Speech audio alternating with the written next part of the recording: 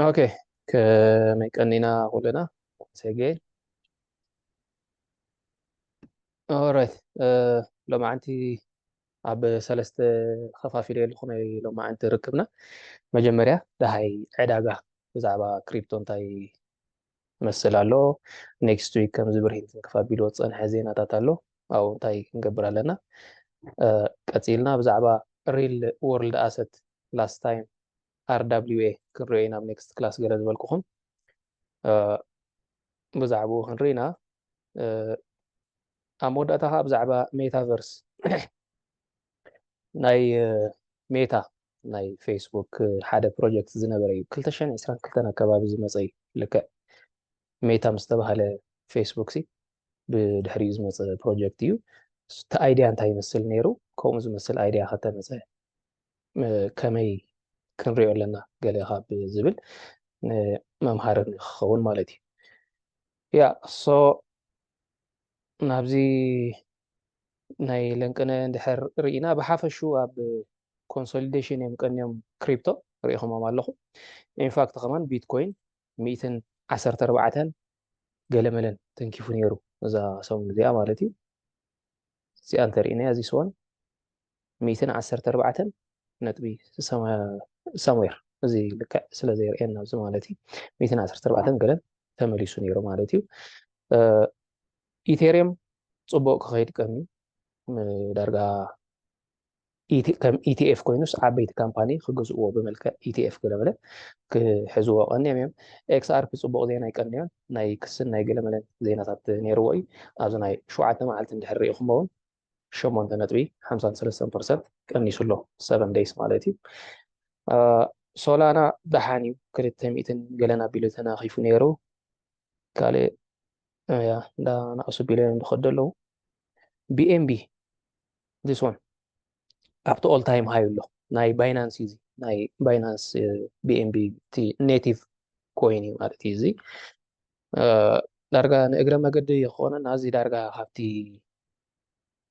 زتعسن كويني بايزوي بزي ما حزي مالتي كبابي 200 ገለን ገለ خلو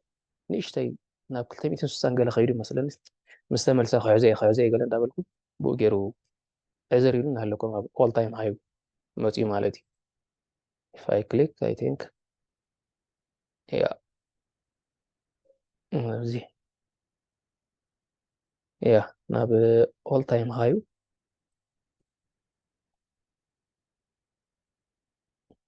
825 مالتي او يزلو تي واغا زنري اللي حرا لنا 825 all time high 825 بس all time high زلو زترينيو مالتي سو كمزي بقى زأمنك عينة بروجكت يو باينانسي تي زعابي اكسشينج يو نابزي اكسشينج سندحر ماتي ناس تزعابي نمبر 1 اكسشينج تريدينج فوليوم كندز زلو ኣብ ውሽጡ ዘለዎ ኮይንስ ከዓ ክንደዚ ማለት እዩ ሕጂ ብጣዕሚ ግዙፍ ዝኾነ ናምበር ዋን ኤክስቼንጅ ክሬት ዝገበሮ ኔቲቭ ኮይን ብከምኡ ዓይነት ሸለልትነት ክሕለፍ ዝግብኦ ዝነበረ ኮይን ኣይኮነን ማለት እዩ እዚስ ብጥንቃቐ ክተሓዝ ዝነበሮ እዩ ማለት እዩ ስለዚ ይርአ ነይረ ከምዚ ብዙሕ ስራሓት ዝሰርሕ ነይሩ እዩ ስራሓቱ ጥራሕ ዘይኮነ ዋላ ትራንዛክሽን ፊ ናይ ቢኤምቢ ብጣዕሚ እዩ ሕሱር ምስ ኢቴሪየም ክወዳደር ከሎ ኣይራኸብን ናይ ቢኤምቢ ብጣዕሚ እዩ ሕሱር ዋላ ኣብ ቢኤምቢ ሊስት ዝኾኑ ኮይንስ እቲ ጋዝ ፊ ንዕኡ ትኸፍሎን ኣብ ኢቴሪየም ትኸፍሎን ጠቕላላ ሰማይ ምድርን እዩ ኣብቲ 7-8 ቅርሺ ክትከፍል ከለካ ኣብ ዶላር ኣብቲ ፒክ ኣወር ዝበሃል ኣብቲ ብዙሕ ሰብ ትራንዛክሽን ትገብረሉ ናይ ኢቴሪየም ከዓ ይኸብር እዩ ናብ 60 ቅርሺ ገለ ኣቢሉ ንኸይድ እዩ ኣብኡ 60 ቅርሺ ዝኸደሉ እዚ ብዙሕ ከምኡ ይኮነን እዚ ናይ ቢኤምቢ ማለት እዩ ብሳናት ኢምኻ እቲ ትራንዛክሽን ትራንስፈር ትገብር ዋላ ጋዝ ፊ ሰንድ ክትገብር ድዩ ዋላ ስዋፕ ንክትገብር ብሕሱር ትገብረሉ እዩ እቲ ብሎክቼን እውን ምቹ እዩ ንዴቨሎፐርስ ኣብኡ እቲ ኣፕሊኬሽናቶም ዴቨሎፕ ንክገብርሉ ማለት እዩ ከምዚ ሕጂ ደምለስ ገለ ደምለስ እንዳበልካ ሓደ ሓደ ግዜ ተሕልፎ ኮይን ደየለን ከምኡ ዓይነት እዚ ኮይን እዚ ንዓይ ማለት እዩ ስለዚ ዝኾነ ኮይን እንተተረዲእኹሞ ማለት እኹል ፍልጠት ሃልይኩም እዚ ኮይን እዚስ በቃ ፊውቸር ናቱ ከምዚ ተረዲእየ ኣለኹ ትብሎ እንድሕር ኮይኑ ብንእሽተይ ዋላ ተበጊስካ ክትሕዞ ጽቡቕ እዩ ማለት እዩ ምክንያቱ ክምለስ እንዳበልካስ ገዲፍካ ክዕዘር ክእል ማለት እዩ ቢትኮይን ኣብዚ ክልተ መዓልቲ ማልን ሎማዓንቲ ናብ ከምዚ መፅዩ እቲ ዝተረፈ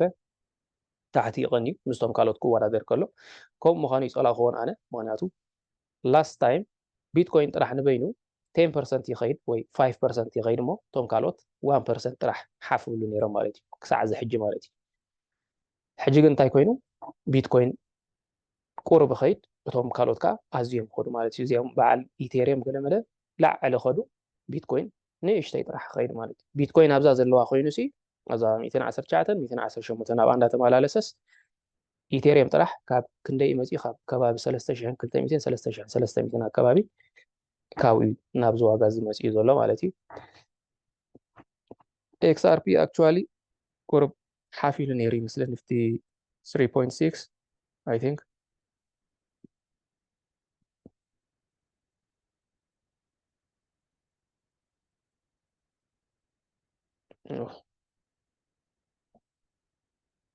yeah 3.6 ዚታት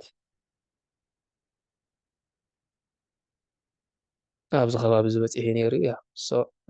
ምዚ ዝቐነየ ዜናታት ናይ ዌል ኣክቲቪቲ ዌል ማለት እዩ ብዝሕ ዝበለ XRP ወይ ብዝሕ ዝበለ ሓደ ቶከን ክንቀሳቀስ ከሎ ማለት እዩ ሕጂ ወይ ኣንሎክ ኮይኑ ኣሎ ወይ ሰባት አንቀሳቂሶም ኣለው ናብ ዕዳጋ ምፅኦም ኣቀጣጢኖም ክኾኑ ይኽእሉ እዮም ዝብል ስጋኣት ማለት እዩ ዌል ኣክቲቪቲ ኮሚታት ነይርዎ ቢትኮይን እውን ከምኡ ዜናታት ነይርዎ እዩ ማለት እዩ ብዚ ሰሙን እዚ ማለት እዩ ዛትስ ዋይ መዚኣቶም ማዕሪኦም ዘይሰጎመ ማለት እዩ ኢቴርየም ከምዚ ክኸይድ ከሎስ ቢትኮይን ከምኡ ይሰጎመን ንባዕሉ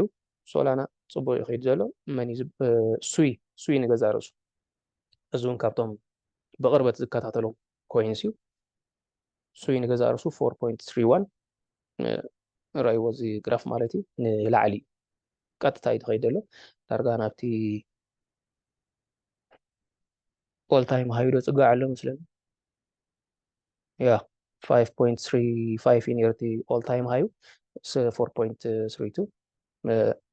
تحتي حدا مالتي ناي 9 ገለመለን ሳናቲም ካብቲ all time high ርሒቑ ኣሎ ሶ ፅቡቕ እዩ ዝኸይድ ዘሎ ማለት እዩ ሶ ገሊኦም እቲ ኣልት ሲዝን ገና ይጀመረን ገለ ብልዎ እዮም ግን ሶፋር በዚ ንሪኦ ዘለናስ ጀሚሩ ክንብሎ ንኽእል ኢና ማለት እዩ ምክንያቱ ቢትኮይን ኣብቲ ዘለዎ ኮይኑስ እቶም ካልኦት ፅቡቕ ምንቅስቓስ የርእዩ ኣለዉ ማለት እዩ ሶ ከም ኢንቨስተርስ እንታይ ኢና ንገብር እዚ ዝሪኦ ዘለኹ ዋጋታት ኣብዚ ዘሎ ሕጂ ንክትኣትዎ ብዙሕ ምቹ ኣይኮነን ኣብዚ ኣቴኻሲ ሜቢ ዳምፕ ክገብር ይኽእል እዩ ኣብ ቀረባ መዓልቲ ክኸይድ እውን ይኽእል ናይ ዕዳጋ ነገር ከምቲ ብቐዳማይ ድበልናዮ ፌር ኣይኮነን ዕዳጋ ናብዚ ኸዶ ይትፈልጦ ንኻ ኣብዚ ወርሒ 8 ግን ከምዚ ብርሂን ክጠቕሶ ፀንሐ ዜናታት ኣሎ ናይ ማርኬት ሪፖርት ማለት እዩ ወርሒ 8 ወርሒ 4 ወርሒ 12 ንክሪፕቶ ኾነ ነቶም ካልኦት ኣሰት ክላስ ኣዝዩ ዝፀልዎም ዜናታት ስለ ዘሎ ብፍላይ ተን መጀመርያ ሰሙን ክንጥንቀቐለን ኣለና ማለት እዩ ስለዚ ንኽኣቱ ዝደሊ ሰብ ፅቡቕ መእተዊ ክኾና ክእላ እየን ማለት እዩ ቢትኮይን 119 ኣሎ ኣብታ መጀመርያ ናይ ወርሒ 8 ሜቢ 112 110 ገለ ክምለስ ይኽእል እዩ ማለት እዩ እቶም ካልኦት ከዓ ብኡ መንፅር ማለት እዩ ምክንያቱ እቲ ማርኬት ሪፖርት እንታይ ሒዙ ከም ዝመፅእ ስለ ዘይፍለጥ ኣንሰርቴይንቲ ወይ ዘይርጉፅነት ኣሎ ማለት እዩ ሶ ሰባት ኣብቲ ዘይርጉፅነት እቲ ጠጠው ክብሉ ይደልዩ እዮም ገሊኦም ይወፁ ገሊኦም ከዓ ገዝኡ ማለት እዩ መብዛሕትኡ ሰብ ይፈርሕ እዩ ሶ ናይ መቕናስ ባህርያት ኣለዎ ዝብል ግምት ኣለኒ ክንሪኦ ኢና ማለት እዩ ብዙሕ ርሑቕ ኣይኮነን ዕለት 27 ኣለና ሶ ዕለት 20 ኣይሚን ዕለት 4 ወርሒ 8 እታ ሪፖርት ኣላ ሜቢ ቅድሚኡ ቅድሚ ዕለት 4 ማለት እዩ ልክዕ ነታ መዓልቲ ዘይክፅበያ ክእል እዩ ዕዳጋ ቅድሚኡ እዚ ዕዳጋ እዚስ ዕግርግር ክኣትዎ ክእል እዩ ማለት እዩ ሶ እቶም ኣብዚ ዋጋ እዚ ክንኣቱ ኢና ኣግሬሲቭሊ ግድን ክንኣቱ ኢና ትብሉ ኣትሊስት ወርሒ 8 እታ ቀዳመይቲ ሰሙን ተረኣናያ ፅቡቕ መስለኒ ክሳዕ ዕለት 10 ዘሎ ከባቢ ማለት እዩ እያ ሶ ድሓር ብቐዳማይ ምስ ገሊኹም ተመሓላሊፍና ኢና እቶም ከምዚ ክትሓዝ ኣለዎ ትብልዎ ኮይኑ ድሕር ሃልዩ ሪኮመንድ ክትገብሩና ኢኹም ላስት ታይም ብዙሕ ብዛዕባኡ ኢልና ነርና ከምዚ ክሪፕቶ ብሓደ ሰብ ዝፅናዕ ኣይኮነን ከምዚ ሼር ትገብሮ ነገር ይገለገለ ንባህል ነርና እሞ እዚ ክሪፕቶዝስ በቃ ካብ ነዊሕ ፈልጠ እየ ከምዚ ኢለ ተኸታቲለ እየ ንኢንፍሌሽን ንዜናታት ነገለ ሰርቫይቭ ገይሩ ዝወፀ ኮይን እሞ እስኪ ረኣይዎ ትብልዎ ተሊና ትብልዎ እንተልዩ ሪኮመንድ ክትገብሩና ኢኹም ማለት እዩ ቀፂልና ኣብቲ ናይ ክሪፕቶ እንታይ ዝበሃል እቲ ናይ ክሪፕቶ ዓለም ሲ ከምዚ ናሬሽንስ ኣሎ ወይ ከም ናይ ከም ምክፋል ወይ ከም ምድብ ኣሎ ማለት እዩ ሪል ወርልድ ኣሴት ሓደ ምድብ እዩ ጌሚን ሓደ ውድብ ሓደ ምድብ እዩ ንኤኣይ ዝምልከቱ ኮይንስ ሓደ ምድብ እዮም ከምኡ እናተባህለስ ይምደብ እዩ ሶ ሪል ወርልድ ኣሴት RWA ተባሂሉ ይፅዋዕ ሓደ ምድብ እዩ ኣብዚ ሕጂ ሰዓት ህቡብነት እናረኸበ መፅእ ኣሎ ከባቢ ኢንፋክት ኣብቲ ኢንፋንት ስቴጅ እዩ ዘሎ ከባቢ 25 ክሳብ 30 ቢልዮን ማርኬት ካፒታል እዩ ዘለዎ ብዙሕ ኣይኮነን ናይ ሓደ ቶከን ኣብ ውሽጢ እቶም ክሪፕቶስ ናይ ሓደ ቶከን ማርኬት ካፒታል እዩ ናይቶም ዕብይ ዝበሉ ማለት እዩ ብዙሕ ኣይኮነን ጀማሪ እዩ ዘሎ ግን ትመፃፅኡ ብቁልጡፍ ናብ 25 ቢልዮን ናብ 30 ቢልዮን ዝተፀግዐ ኣሴት ክላስ ኣብ ውሽጢ ክሪፕቶ ዘሎ ምድብ ስለ ዝኾነ እንታይ ይመስል ወይ እንታይ እዩ ክንሪኦ ማለት እዩ ሽዑ ዘድልየና እንድሕር ኮይኑ ብኸመይ ኢንቨስት ክንገብር ንኽእል ከዓ እቲ መወዳእታ ክንዘራረበሉ ኢና ማለት እዩ ከም ኣይድያ ግን መጀመርያ ንርድኦሞን ብድሕሪኡ ናብቲ ውሳኔ ንምውሳድ ሲ ንክጥዕመና ማለት እዩ ሪል ወርልድ ኣሴት ማለት እዚ RWA እንታይ ማለት እዩ ኣብ መሬት ዘሎ ኣብ ባይታ ዘሎ ዋጋስ ቶከናይዝ ምግባር ማለት እዩ ናብ ክሪፕቶ ብመልክዕ ክሪፕቶስ ቶከናይዝ ምግባር ማለት እዩ ሕጂ እቲ ናይ መጀመርያ ዕዉት ናይ RWA ፕሮጀክትስ መን እዮም ቴተር እዚ ብቀጠልያ ዘሎ ቴተርን USDCን ማለት እዩ ስቴብል ኮይንስ ዳርጋ ክሪፕቶ ክንገዝእ ከለናስ ነዚኦም ዳርጋ ሞሮርለስ ግድን ክንሕዞም ኢና ማለት እዩ ኣትሊስት ወይ ክንወፅእ ከለና ሸጥና ነቲ ክሪፕቶ ንክንወፅእ ከለና ወይ ክንኣቱ ከለና መጀመርያ ኣብዚ ኢና ነፅንሖ ወይ ኦርደር ከነቐምጥ እንድሕር ኮይና ሞሮርለስ ነዚኦም ክንሕዞም ኢና ማለት እዩ ሶ እዞም ክልተ እዚኣቶም እቶም ቀዳሞት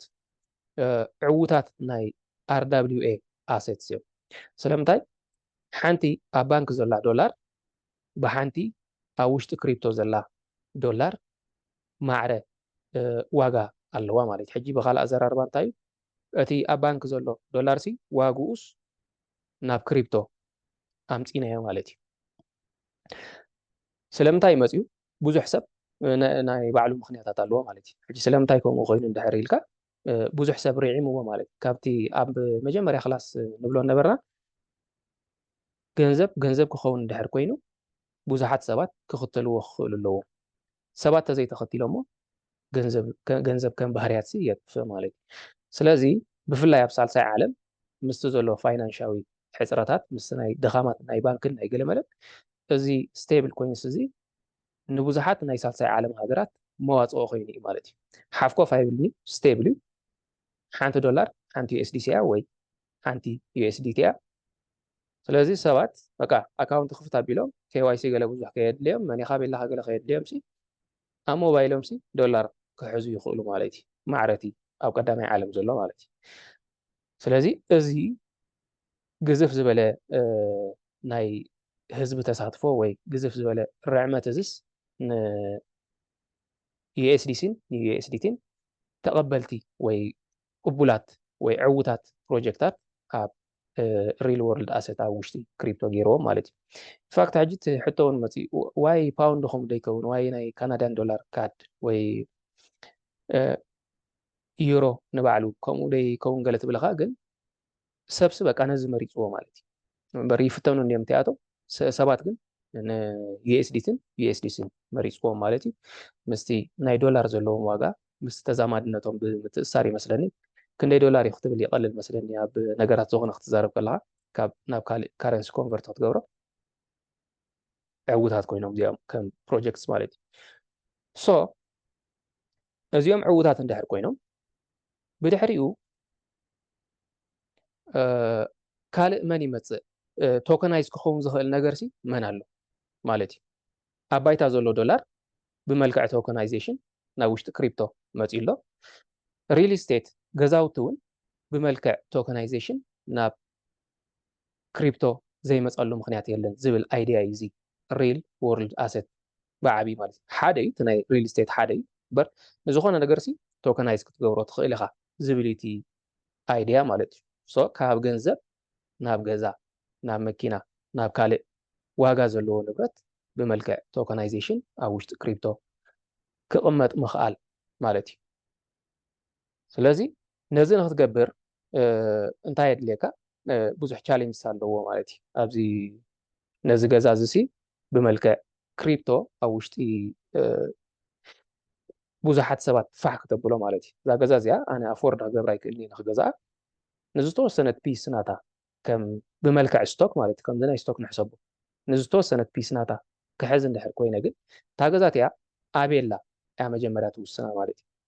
ኣብ ኣሜሪካ እንድሕር ኣላ ናይ ኣሜሪካ ምስ ናይ ሪል ስቴት ዘለዎ ሕግታት እንታይ ይመስል ምፍላጥ ከድልየና እዩ ማለት እዩ ሕጂ ኣውይቲ ዝዓበየ ቻሌንጅስ ናይ እዚኣቶም ማለት እዩ ኣብ ኣሜሪካ ንኣብነት ሕጂ እንታይ ኣሎ ሪል ወርልድ ኣሴት እዞም ሪል ስቴት እዚኣቶም ሲ ብመልክዕ ቶከን ክትሸጦም እንድሕር ኮይንካ ሬጉላር ዝኾነ ሰብ ክገዝኦም ፍቓድ የብሉን ሬግ 5 ዝብልዎ ኣሎ ሬጉሌሽን 5 እንታይ እሱ ስፔሻል ፍቓድ ዘለዎም ሰባት ወይ ከምዚ ፕሮፌሽናል ኢንቨስተርስ ዝኾኑ ሰባት ጥራሕ እዮም ንክገዝእዎስ ፍቓድ ዝወሃቦም ማለት እዩ እቲ ሌይማን እቲ ተራ ዝኾነ ሰብ ግን ክገዝኦ ኣይፍቀዶን እዩ ማለት እዩ ስለዚ ነቲ ሰብሲ ካብ ሃይ ቮላቲሊቲ ተባሂሉ ስለ ዝሕሰብ ማለት እዩ ካብ ሃይ ቮላቲሊቲ ንምክልኻል ተባሂሉ ዝተገብረ ይመስለኒ እቲ ሬጉሌሽን ናቱ መግለፂታት ኣሎ ዝኾነ ሰብ ክሳተፎ ይክእልኒ ኣክቹዋሊ እቲ አይዲያ ግን ነዚ ይመስል ማለት እዩ ኣብ ኣሜሪካ ከምዚ እንድሕር ኮይኑ ኦኬ ኣብ ካልእ ሰብ ኣብ ዓዲ እንግሊዝ ከምኡ ዘይክህሉ ክእል እዩ ሶ ኣብ ዓዲ እንግሊዝ ዘላ ገዛ ብከምኡ መልክዕ ሲ ቶከናይዝ ክትከውን እንድሕር ኮይና ክትገዛ እንድሕር ደሊኻስ ከተፅንዓ ትክእል ኣለካ ማለት እዩ ሶ ዓዲ እንግሊዝ ነቲ ናይ ሪል ስቴት ብመልክዕ ሪል ወርልድ ኣሴት ኣብ ክሪፕቶ እንታይ ይብሎ መፅናዕ የድልየና ማለት እዩ ካልኣይ ዝዓበየ ቻሌንጁ ናይዚ እንታይ እዩ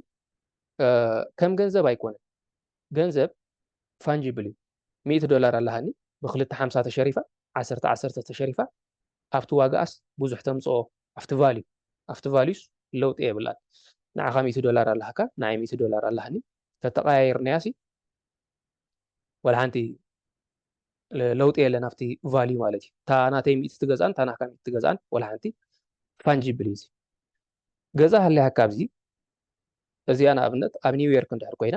ካልእ ገዛ ኣብ ኒውዮርክ እንድሕር ኣለሃካ ክትቀያየሮ ይትኽእል እቲ ዋጋሲ ሓደ ክኸውን ማለት እዩ ሚኒመም ኩሉ ነገሩ ማዕረ ኮይኑስ ብውሕዱ እቲ ሓደ ፀሓይ ብራቕ እቲ ሓደ ፀሓይ ዕራብ እንድሕር ኮይኑ ንባዕሉስ ዋግኡ ከቐንሰካ እዩ ማለት እዩ ስለዚ እቲ ገዛ ዘለዎ ቦታ ሎኬሽን ብጣዕሚ ይውስኖ እዩ እዚ ከዓ እቲ ካልኣይ ቻሌንጁ ማለት እዩ ስለዚ ኣነ ነታ ኣብ ኒውዮርክ ዘላ ገዛ ንክገዝኣ ፈቃደኛ ክኸውን ኣለኒ ማለት እዩ ብድሕሪ እዚ RWA ንብሎ ዘለና ከም ገንዘብ ወይ ከም ኣሴት ህቡብነት ረኺቡስ ርዕመት ረኺቡስ ሊኩዊዲቲ ዝረክብ ማለት እዩ ኣብ መወዳእቱስ ሊኩዊዲቲ ክህሉ ክኽእል ኣለዎ ማለት እዩ ኣነ ገዚአዮ ሰቕ ምስ በልኩ ዝገዛለይ እንድሕር ሲኢነስ ሊኩዊዲቲ የብሉን ኢሉ ኢሉስ እንዳቐነሰ ክመፅእ እዩ ዋግኡ ማለት እዩ ዶላር ግን ኣብ ዝኾነ ሰዓት USDT ወይ USDC ኣብ ዝኾነ ሰዓት ናብ ዝኾነ ሰብ ክቀያየሮ ስለ ዝኽእል ሃይ ሊኩዊዲቲ ኣለዎ ማለት እዩ እዚ ናይ ገዛ ግን እቲ ገዛ ዘለዎ ቦታ ንገዛ ርእሱስ ብጣዕሚ ወሳኒ እዩ ነቲ ሊኩዊዲቲ ማለት እዩ ስለዚ እቲ ካልኣይ ዝዓበየ ቻሌንጁ እዚ ይኸውን ማለት እዩ ኢልና ሓሊፍና ግን ኣብ መወዳእታ ክንገዝኦ ፍቃድ እኳ እንድሕር ኣለና ኣበይና ንኸይድ ዌብሳይት ኣሎ ፅንሕ ኢልና ክንሪኦ ኢና ኣብ ባይናንስ ንገዛእ ርእሱ ግን ኣብ ሓደ ክስታይ ኣብቲ ሰርች ገብሮ ነይረ ኣብ ውሽጢ ባይናንስ ኣቲናስ ኣብ ማርኬት ሳብቲ ታሕቲ ክሊክ ምስ ገበርና ዘን ኣብ ማርኬት ማለት እዩ ኣብ ላዕሊ ከዓ ኣብ ማርኬት ብድሕሪኡ ኣብዚ ከባቢ እዚ RWA ትብል ኣለሃና እዚኣቶም ብምሎ ን RWA ዝምልከቱ ቶከንስ እዮም ማለት እዩ።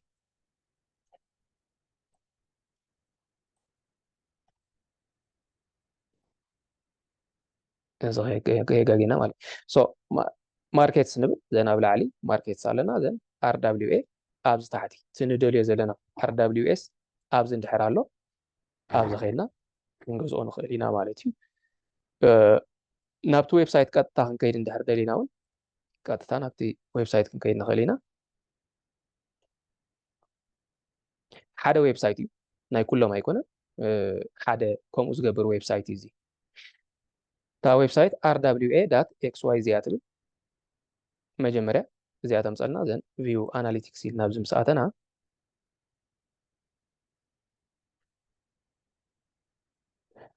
ነዚ መስል ማለት እዩ እቲ ግሎባል ማርኬት ኦቨርቪው ሕጂ ዝተፈላለዩ እቲ ብመልክዕ RWA ዝኣትዉ ትሬጀሪስ ክኸውን ይኽእል ፋንድ ክኸውን ይኽእል ስቶክ ክኸውን ይኽእል ወዘተ ካልእ ክኸውን ይኽእሉ ማለት እዩ ብመልክዕ RWA ኣብዚ ይመፁ ማለት እዩ ደን US ትሬጀሪስ በዓል መን እዮም ድሕሪና ኣብዚ ኣለውና ማለት እዩ ስቴብል ኮይንስ ኣለና US ትሬጀሪስ ግሎባል ቦንድስ ፕራይቬት ክሬዲት ገለ እንዳበለ ይኸይድ ኣሎ ማለት እዩ ኢቭን ስቶክስ ማለት እዩ ኣብ ስቶክስ ዶ ክንክፍ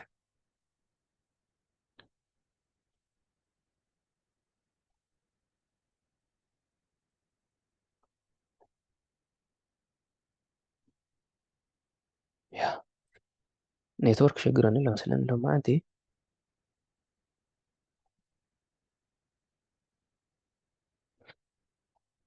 ኣብዚ ሕጂ ከም ኢሚዲየት ኢንቨስተርስ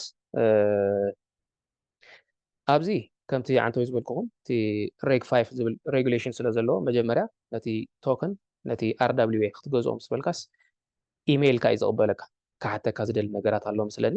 ኢሜይልካ እዩ ዝቕበለካ እምበር ንኽትገዝእ ገለስ ዝኾነ ናይ መግዚ ናይ ባይ ወይ ናይ ሴል ኣማራፅስ ኣየምፀልካኒ ማለት እዩ ዝኾነ ዘፃርዮ ነገራት ክህልዎ ክእል እዩ እሱ ቀሲልካ ተፀኒዑ ክገዝእ እኽእል እየ ገለ ምስ ተባህለ ናብቲ ናይ ዕድጊ መስርሕ ዝሕለፍ ይኸውን ክሳዕ ሽዑ ግን እንታይ ይብል ኣነ ነዚኣቶም ክትገዝኦም እንድሕር ኮንካ ብናይ ክሪፕቶ ኔትወርክስ ኢኻ ትገዝኦም ወይ ብኢቴሪየም ኢኻ ትገዝኦም ወይ ኣርቢትሬም ትሮን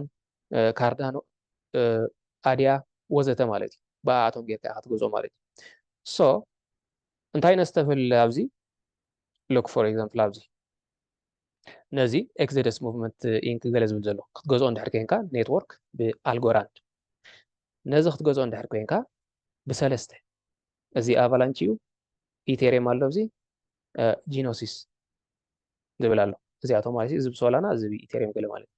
ሶ እቲ ሃይፕ ዝኸይድ ዘሎ RWA መን ይፈሊጥካ ነቲ ትገዝኣሉ ኔትወርክ መሓዝ እውን ከምዚ ሓደ ቴክኒክ ማለት እዩ ምክንያቱ በቲ ኔትወርክ እቲ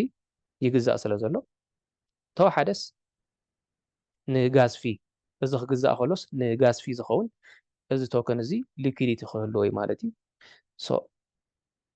ነዚኣቶም እንድሕር ሒዝናዮም እውን ሓደ ነገር እዩ ማለት እዩ ከምዚ ኢሚዲየትሊ እኳ ኢንቮልቭ ክንገብር ተዘይከኣልናስ ነዚኦም ሒዝናስ ብኢደ ዙር ደሓን ብሳዕ ክንዱ እኳ ተዘይብልናያስ ግን ደሓን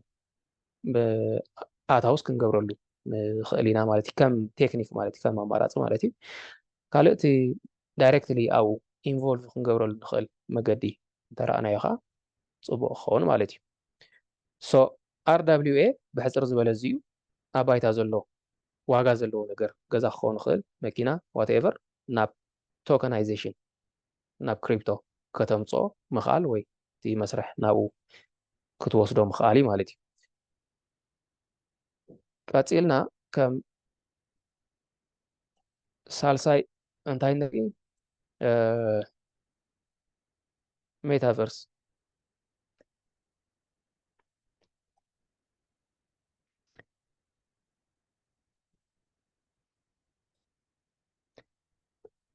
ኦኬ ቁርብ ዝተፈላለያ ግን ዝራኸባ ከዓ ዝመስላ ኣርእስታትን ሜታቨርስ ፌስቡክ ኣይ ቲንክ 2022 ሽሙ ምስ ቀይሮ ናብ ሜታ ሽዑ ማርክ ዛከርበርግ سيو وزعوي explanation ذهب نيرو metaverse تبهل كمزي virtual reality أب بايتا زلو زي كونس أب تايز بهال حلمة وعالم virtual بجبر داي كونس أب تايم زلو مانزا دي بهال virtual بتقرينيا كاب تقرينيا كاب تي إنجليش قال مثلا أب virtual عالم زلو مالتي أب virtual عالم زلو reality هلا ومالتي حجي أو تاي هاتقبر بوزح نقرات تقبر مالتي سرح كتسرح تخيل تمرت تمهار تخيل جيم كتتصاوت تخيل تأكيبك ديسكاس كتقبر تخيل مالتي خمسة ناي كلب هاوس جلس بهال بزي ناي بوليتيكا قال يوم زعلو most of the time بزي حجي قال يوم نالو قال ديسكاشن قال تكملوا كوميتات كتقبر تخيل مالتي بخال أزر أربع هلو ناها أبكال عالم مالتي أبزو خوفي الكاس أبكال عالم virtually exist تقبر مالتي سلازي بزح زرزرات نيرو actually جيمين نخط تصاوت كمو بأكل كم زلخاو مسيلكاس جيمين تصاوت كم زي أنا نسخهم زلنا يا خين كاون تمرتس تماهر مالتي على كونسول أبزي تأتو أبزي عند جيم زون قال عند حرقاتهم اليوم ناي في آر كونسول زولال عين خامل أو خمس عميتو بزلو قاليو أبزي إتكازت واقع مرزلو كم تقبر حجزي ميتافيرس تايز قبر أفتقد ميو كاميرا لو تي كم زغير كاتلبسوس أفتقد ميو كاميرا لو تي فاشال إكسبريشن تناي جزكا ملكتات ينبغى كمالتي أبزي تسحق عند حرالخا كاميرا تسحق كم زلخا immediately محلالف عين خات سقط لخا عين خات سقط قال كله تحابريتاس virtually يمحلالفو مالتي أفتو virtual عالم بزدا لخا يملكه participate كتقبر تخيلخ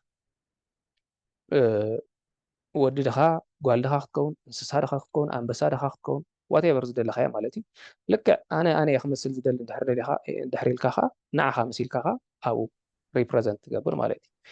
شعو تمرتي كتمهر تخيل ناي تمرتو زهبو كالي ناي أفتوشتي ميتافيرس ناي تمرتي خهبو زخلو سبات اندحر هاليم مساعتهم جوين تقبر تمرتي توصد مالتي جيم كتتصاوت اندحر دليخا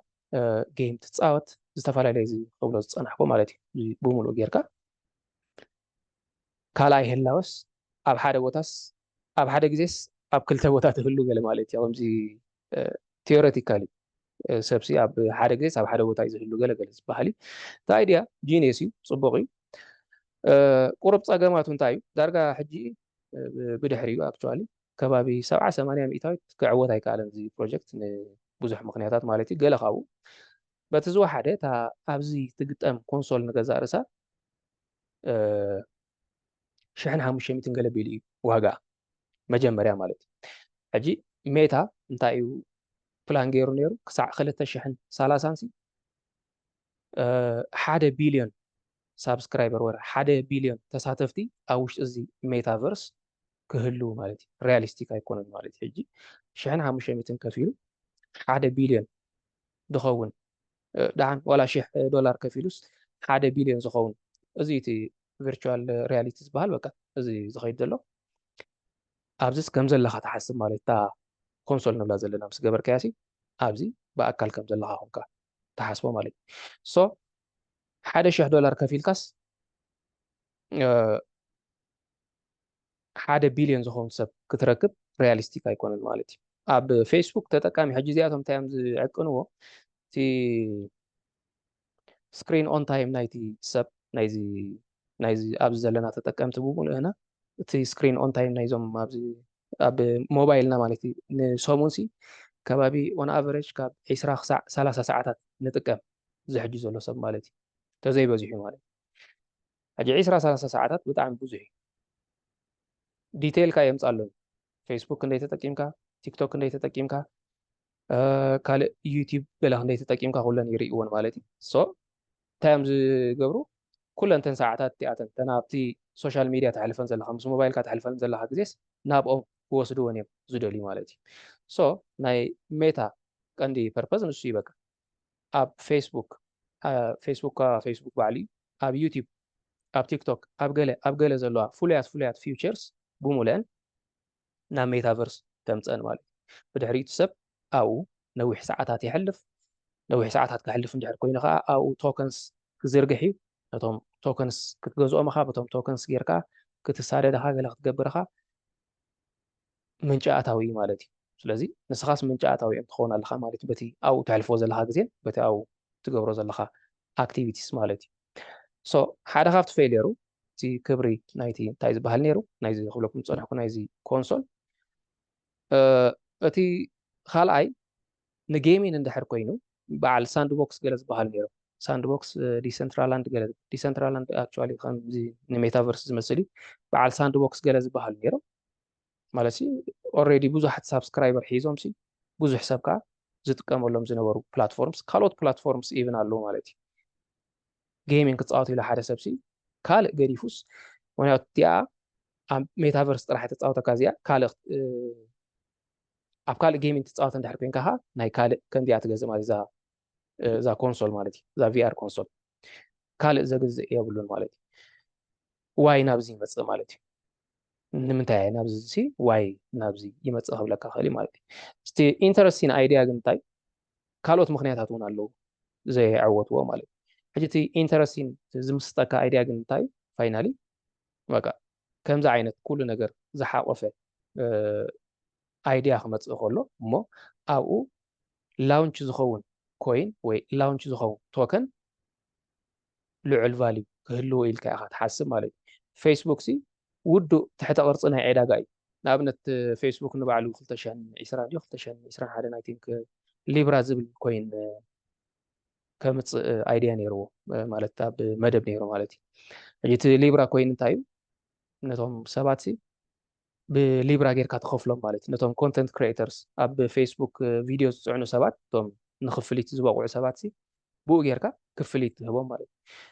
እሱ ሕጂ እንታይ እዩ ዝብል እዚ ማርክ ዛከርበርግ ዳሕራይ ማለት እዩ ፌል ምስ ገበረ ዋላ እቲ ሊብራ በቃ ብዝኸድናዮ ቦታስ ዕንቅፋት ኮይኖምና ናይ መንግስቲ ኣካላት ከስርሑና ይከኣሉ ገለገለ እዩ ዝብል ከስርሕዎ እውን ትፅበዮ ኣይኮነን ምክንያቱ ካብቲ ሴንትራላይዜሽን ካብቲ ታክሴሽን ገለመለሲ ናብቲ ዲሰንትራላይዜሽን ገፁ ክኸይድ ከሎ ግድን ከምዚ ዕንቅፉኻስ ርዱ እዩ ዝኸውን ማለት እዩ ሶ ከምዚ ዓይነት ሜታቨርስ ፕላትፎርም ሰሪሕካ ኣብ ውሽጡ ሓደ ካረንሲ ከም ትሰርሕ ፍሉጥ እቲ ካረንሲ እቲ ከዓ ንብዙሕ ነገራት ክሽፍን እዩ ተቋፃፃሪ ናይቲ ካረንሲ ከዓ ባዕልኻ ኢኻ ትኸውን ማለት እዩ ከም ኢንቨስተር ሕጂ ተዚ ማለት ጂኒየስ እዩ ኣይድያስ ጂኒየስ እዩ በቃ ብዙሕ ሰብ ክረዕሞ ዝኽእል ተዝኸውን ነይሩ ንኩሉ ሰብ ክኸውን ዝኽእል ሞር ከዓ ኣፎርዳብል ዝኾነ ነገር ንኩላህና ከዓ ዘገድሰና ማለት እዩ ምክንያቱ ገሊኡ ሰብ ሃለውሎ እንታይ እዚ ሃለውሎ ክብለካ ክእል ማለት እዩ ነቲ ንትምህርትን ንገለን ዝምልከት ፅቡቅ ገለ ብሎ ኣነ ሕጂ እቲ ካልእ ሰብ ግን እንታይ እዚ ሃለውሎ ኣብዚ ሌኻን ናብቲ ሌኻን ግዜኻ መጥፍእ ገለ ክብለካ ክእል ማለት እዩ ግን ኣይከውንን እዩ ትብሎ ገለስ ኣይኮነን ማለት እዩ ፋይናል ተኽእሎታቱ ክትሪኦ ምኽኣል እዩ ከምዚ 2009 ወይ 2010 ብዛዕባ ቢትኮይን ሓደ ሰብ መፂኡ እንተዘዕልለካ ሽዑ ስታይ ምበልከዮ ማለት እዩ ቢትኮይን ከምዚ ዲጂታላዊ ባጤራ እዩ ስለዚ ገንዘብካ ከምዚ ተዝብለካስ እንታይ ትብሎ ልክዕ ኣት ሴም ታይም ከዓ ኣብዚ ሕጂ ሰዓት ብዛዕባ ሜታቨርስ ብዛዕባ ካልእ ኣይድያስ ክንገረካ ከሎስ ከመይ ሪኣክት ትገብር ማለት እዩ ዕፁ ኣቢልካስ ክኸውን ኣይክእልን ይገለልካስ ንኸይትደፍኖ እዩ እቲ ኣይድያ ማለት እዩ ሶ ሜታቨርስ ሞሮርለስ ዳርጋ 70-80 ሜታዊት ፌል ጌር እዩ ግን ኣይመፅእን እዩ ኣይበሃልኒ ዓፂ ተወዲኡ ገለስ መልክዕ ቀይሩስ ክመፅእ ይኽእል እዩ ማለት እዩ ሶ ክንቅረበሉ ንማለት እዩ ፋይናሊቲ መልእኽቲ እሞኒ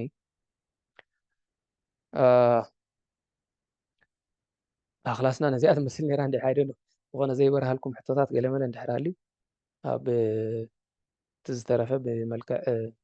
ሕቶ ገለ ክንከዶ ከምቲ ዓንተ ወይ ድበልክዎ ዝኾነ ቶከንስ ሒዝኩሞም ዘለኹም ተትነግሩና ወይ ከምዝስ እንተንሪኦ እንተንጥሙቶ ገለ ትብሎ ተልዩ ከዓ ሼር ተትገብሩና ዌል ኤንድ ጉድ ማለት እዩ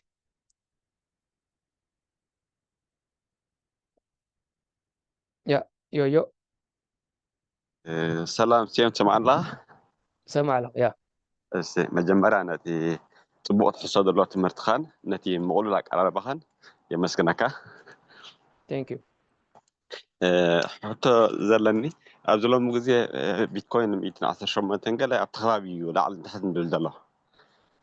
እንደገና እንታይ ከኣባሃልካ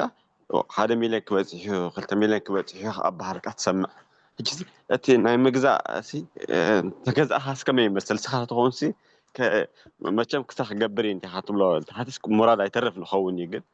እንታይ ትብል ንስኻ ሕጂ ክገዝኦ ትደሊ ሰብሲ ሪኮመንድ ደም ገበርካዮ ተፀበደ እምበልካዮ ምክንያቱ ሚልዮን ክበፅሕ እዩ 2 ሚልዮን ክበፅሕ እዩ ይበሃል ኣሎ ምስ ተወዳዲርካዮ እዚ 110 120 ሺሕ ስገለስ ብዙሕ ኣይኮነን ሕጂ ያ እስኻ ኾንካ ተሓስቦ እስከመይ እምበልካ ነርካ يا ጽቡቕ ሕቶ እዩ ዳርጋ ዝኾነ ክሪፕቶ ከብሎ ከለኹ ኣነ ምገዛእኽዎ ኢለ ደ ምገዛእኽዎ ዶ ኢለ ፅንዖ ማለት እዩ ኣክቹዋሊ እቲ ሸውሃት ናይ ሰብ ይፈላለዩ ናይቲ ማርኬት ኣነስ ካብዚ 10,000 ከይሓዝኩ ይወፅእ እየ ሓደ ካልእ 100,000 ከይሓዝኩ ይወፅእ እየ ክብለካ ክእል እዩ ግን ሞር ኦር ለስ ትገዛእ ዶ ይትገዛእን እያ ፋይናል ማለት እዩ ኣብዚ ሕጂ ሰዓት ኣይምገዛእኽዎን ኣክቹዋሊ ኣብዚ ዘለዎ 118 ገለገለ ማለት እዩ ንመን ምስ ተፀበኹ ኦገስት እዛ ዝብላ ዘለኹ ኦገስት እዚኣ ፅበያ ኣለኹ ሚእቲ ተዝወርደለይ ፕላኒን ንገዛእ ርእሱ ሚእቲ ክገብረካ ሚኒኻ እቲ ናይ ምግዛእ ስትራቴጂና ንገዛእ ርእሱ ንኣብነት ኣብ ቢትኮይን $1,000 ከተውፍር መደብ እንድሕር ኣለካ ኦቨርኦል ተንሽሕ ኣብ ሓደ ግዜ ኮንካ ትገዝእ ኣግሬሲቭሊ ገዚእኻ ማለት ተዳፊርካ ገዚእኻ ተባሂሉስ ተን 500 ኣፍታ መጀመርያ ትገዝአን ተን ዝተረፋ ሽዑ ኮስት ኣቨሬጅ መግበር ክኾንካ ማለት እዩ እንተን ንላዕሊ እንተን ታሕቲ ማለት እዩ ወይ መወሰኺ ክኾናኻ ወይ እንድሕር ወሪዱኻ ኮስት ኣቨሬጅ መኾን ይኾናኻ ማለት እዩ ሶ 115 ናይ ምገዛእኽዎ 100 ግን ምገዛእኽዎ 105 104 ኣዊታት ምገዛእኽዎ ማለት እዩ ምክንያቱ ክሳዕ 2025 ፕሮባብሊ 150 ገለ በፂሕ ዝብል ግምታት ኣለኒ ብዙሕ ከምዚ ኣጋኒነ ክሪኦ ክስታይ ኣይደልን ማለት 200,000 ክበፅሕ 1 ሚልዮን ገለ መለ 1 ሚልዮን ክበፅሕ ይኽእል እዩ ኣብዚ ቀረባ 2-3 ዓመታት ግን ኣይደን ኣብዚ 2-3 ዓመታት ዝበፅሖ ይመስለኒ ብውሕድ ማለት እዩ ሜቢ ድሕሪ 7 ዓመት ድሕሪ 6 ዓመት ገለ ክኸውን ናብ 1 ሚልዮን ማለት እዩ 200,000 ግን ኦል ኦፍ ሳደን እውን ክበፅሕ ይኽእል ዝኾነ ኢኮኖሚክ ኮንዲሽን ድሕሪ ተቀያይሩስ 200,000 ሲምፕሊ ክኸዶ ይኽእል እዩ ነግረ መገደይ ናይ ኣብ ክሪፕቶ እንታይ ኣሎ በዓል ሶላና ሲ ወርሒ 4 95 ወሪዱ ነይሩ 105 ከሎ ገዜ እዩ 95 ወሪዱስ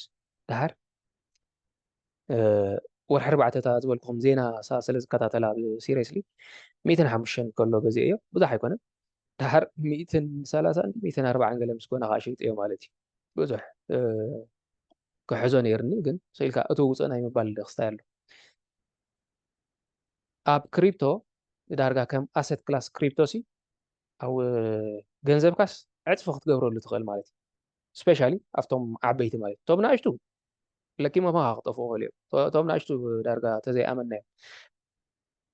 ሶላና ግን 105 ነይሩ ሎክ ሕጂ ክንደይ ኣሎ 188 200 ገለን ከዓ ተንኪፉ ነይሩ እዩ ቀዳማይ ማለት እዩ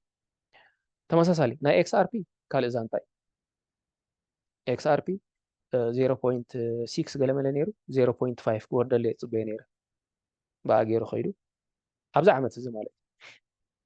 ኤክስአርፒ ኣክቹዋሊ ካልእ ስቶሪ ሓደ ዕፅፊ ይኮነንሲ ሕጂ 3 ነጥቢ ክንደይ ዘሎ 3.2 ማለት እዩ ካልእ ዕፅፍታት ከይዱ 6x ገለ ኸይዱ ማለት እዩ ሶ ከም ኣሰት ክላስ ክሪፕቶስ ገንዘብካስ ክትዓፅፎን ክትዓፃፅፈሉ ትኽእልን ማለት ግን ብጥንቃቐ ነቶም ዓበይቲ ኣተኪርካ ማለት እዩ እዘን ዝብለኩም ዘለኹ ናይ ዜናታት ከዓ ዳርጋ ትዝነውሐ ግዜ ካሲ ኣብ ሃድን ማለት እዩ ከምዚ ኣድቢኻ ካሽ ኢዝ ኪንግ ዝበሃል ካሽካ ሒዝካ ናብ ዩኤስዲቲ ተቐይርካ ነዊሕ ኢኻ ትፅበይ ግድን ስለ ዘለካ እቲ ዩኤስዲሲ ትገዝእ ማለት ኣይኮነን ነዊሕ ተፀቢኻ ራይት ታይም ረኺብያ ምስ በልካ ኣብኣ ክትኣቱ እዩ እቲ ዘርባሕካ ማለት እዩ ምክንያቱ ቮላቲሊቲ ስለ ዘለዎም ሓፍ ኮፍ እናበሉ ስታ ክገብሩካ ክእሉ እዮም ማለት እዩ ፅር ትመስለኒ ተረዲኣትኒ ስም ታንኪዩ ካልኣይ ትሕቶ ካላትኒ ስም ምናልባሽ እንድሕር ድፍቀት ኮይኑ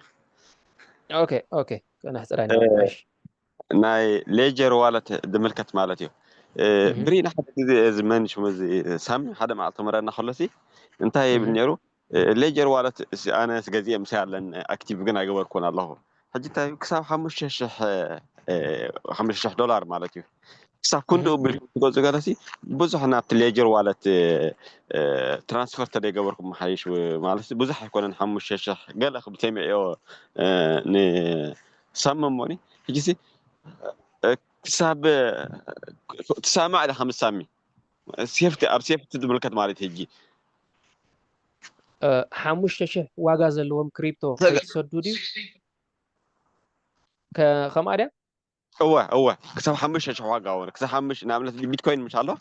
ክሳብ 5,000 ዝበፅሕ ናይ 5,000 ዶላር ዝበፅሕ ትገዝእ ሕጂ ክሳብ ኩሉ ተበፂሑ ንሴፍቲ ናብቲ ሌጀር ዋለት ናኖ ኤክስ ሌጀር ዋለት ትራንስፈር ጌርካ او ሰኪዩር ተገበርካዮ ፅቡቅ ካብኡ እንተሓቲ ኮይኑ ግን ብዙሕ ኣይኮነን ደሓን እዩ ገለ ዓይነት ከምኡ ተረዲእኒ እሞኒ ምናልባሽ እስከተረዳእኒ ንስኻ ኣነሲ 3,000 4,000 ተገዚእካሲ ከመይ ይመስለካ ንስኻ ሓሳብ ኣብኡ ከለኹ ክሕግዘካ ከምኡ ይኮነትን ነራ ነዚ ሓወይ ክሕግዞ እታ ትምህርቲ ስለ ዝነበርክዋ ንሓደ 50 ቅርሺ ወይ ከዓ 100 ቅርሺ ሲ ብ200 ሂብካስ ሰኪር ኣይትገብሮን ኢኻ እንድሕር ዳ ስጋብ 5,000 ካብ 2,000 ንላዕሊ ዝያዳ ኮይኑ ትገንዘብካ ግን ንዕኡ ገንዘብካ ብ200 ገዚእኻ ሰኪር ክትገብሮስ ትኽእል ኢኻ ኢልና ነሩ እቶም 5,000 ኮይን ትብላ እቶም 5,000 ድበልካዮም ከኣኒ 5,000 ዶላር ይኮኑ 5,000 ኮይንስ ሆልድ ክትገብረልካ ትኽእል እታ ኤስአር እታ ታሽሙ ማለት እያ ብከምኣ እዩ ኣቢለውና ነሩ ንባብላት ብጌጋ ተረዲኣትካ ከይትኸውን ኣብዚኣ ከብለካ ኢለ ቀፃ ሶሪ ኮሊፎኩም መስተም ሓወይ ቀፅሉ ኦኬ በቃ ፅቡቅ ደሓ ከምኡ ተኮይኑ በቃ ንውሕስነት እዩ ማለት እዩ ብክልእ ናይ 5,000 ዋጋ ዘለዎ ንብረትካሲ 200 ከፊልካ ሰኪር ትገብሮ 200 ከዓ ናይቲ ሌጀር ዋጋ እዩ ማለት እዩ ሞስት ፕሮባብሊ ብኡ ጌርካ ዋጋ ከፊልካስ ሰኪር ውሕስነት ዝህበሉ ማለት እዩ ነቲ ገንዘብካ ማለት እዩ ኦኬ ስለዚህ ካብኡ ንላዕልን ገለንስ ይኮነን ማለት በዓል ባይናንስ ልዕሊኡ ተቐምጠሉ ኢኻ ሓደ ግዜ ዘቐምጡ ስሉ ሰባት እውን ንፈልጥ እየ ማለት እዩ በዓል ባይናንስ ክሳዕ 20,000 30,000 ገለ ዘቐምጡ ሰባት ርኢ ኣሎ ፋክት ኣብ ባይናንስ ዋላ ሜታ ማስክ ንገዛ ርእሱ ነይሩ ሓደ ምልእቲ ቢትኮይን ዝነበረቶ ሰብ ነይሩ ኣነ ትፈልጦ ኣብ ሜታ ማስክ እዩ ነይሩ ሕጂና ኣብ ባይናንስ ናቲ ሕጂ ኣብ ባይናንስ እንዲ ዘሎ ቁር ውሕድ ኣለኒ ኣብ ባይናንስ ዘሎ ዳርጋ ዝቐረባ ግዜ ጀሚረ ሕጂስ ትራንስፈር ገይረ ናብቲ ሌጀር ናኖ ኤክስ ትራንስፈር ገብሮ ሓስሙ ኣይ ውሕድ እዩ ዘሎ ገሌለስ ብዙሕ ክስታይ ገብርኒ ሕጂሲ ኣብኡ እንተፀኒሐሲ ሓደገኛ ድዩ ኣብ ባይናንስ ጥራሕ ኣብ ሌጀር ናኖ ኤክስ ትራንስፈር ከይገበርካ ኣብቲ ባይናንስ ኣብቲ ፕላትፎርም ተፀኒሐሲ ከመይ እዩ ንሴፍቲ ድምልከት ማለት እዩ ናልባሽ ስራሕ ኣቢልካ ተብላ ንሴፍቲ ሞፍቲ ሌጀር ክፀንሓልካ ይፅቡቅ ንሴፍቲ እንድሕር ኮይኑ ንሴፍቲ ወላ ሓንቲ ሕተብሉን ኣብ ሌጀር ትገብሮ ኣብ ኤክስቼንጅ ተፅንሖ ቀልጢፍካ ትገንዘብ እንተድሊካስ ግልብጥ ንክተብሎን ማለት እዩ ወይ ከዓ ትገዝኦ ነገራት እንዳሕርሃሊ ንኣብነት ቢትኮይን ኣለካ ኤክስኣር ብታሕቲ ወሪዱ ኣሎ ነቲ ቢትኮይን ሺጥ ኣቢልካ ኤክስኣር ንክትገዝእ ኣብ ኤክስቼንጅ ክፀንሓልካ ነቲ ምንቅስቃስ ማለት እዩ ከምዚ ኣብ ካሳ ዘሎ ገንዘብ ማለት እዩ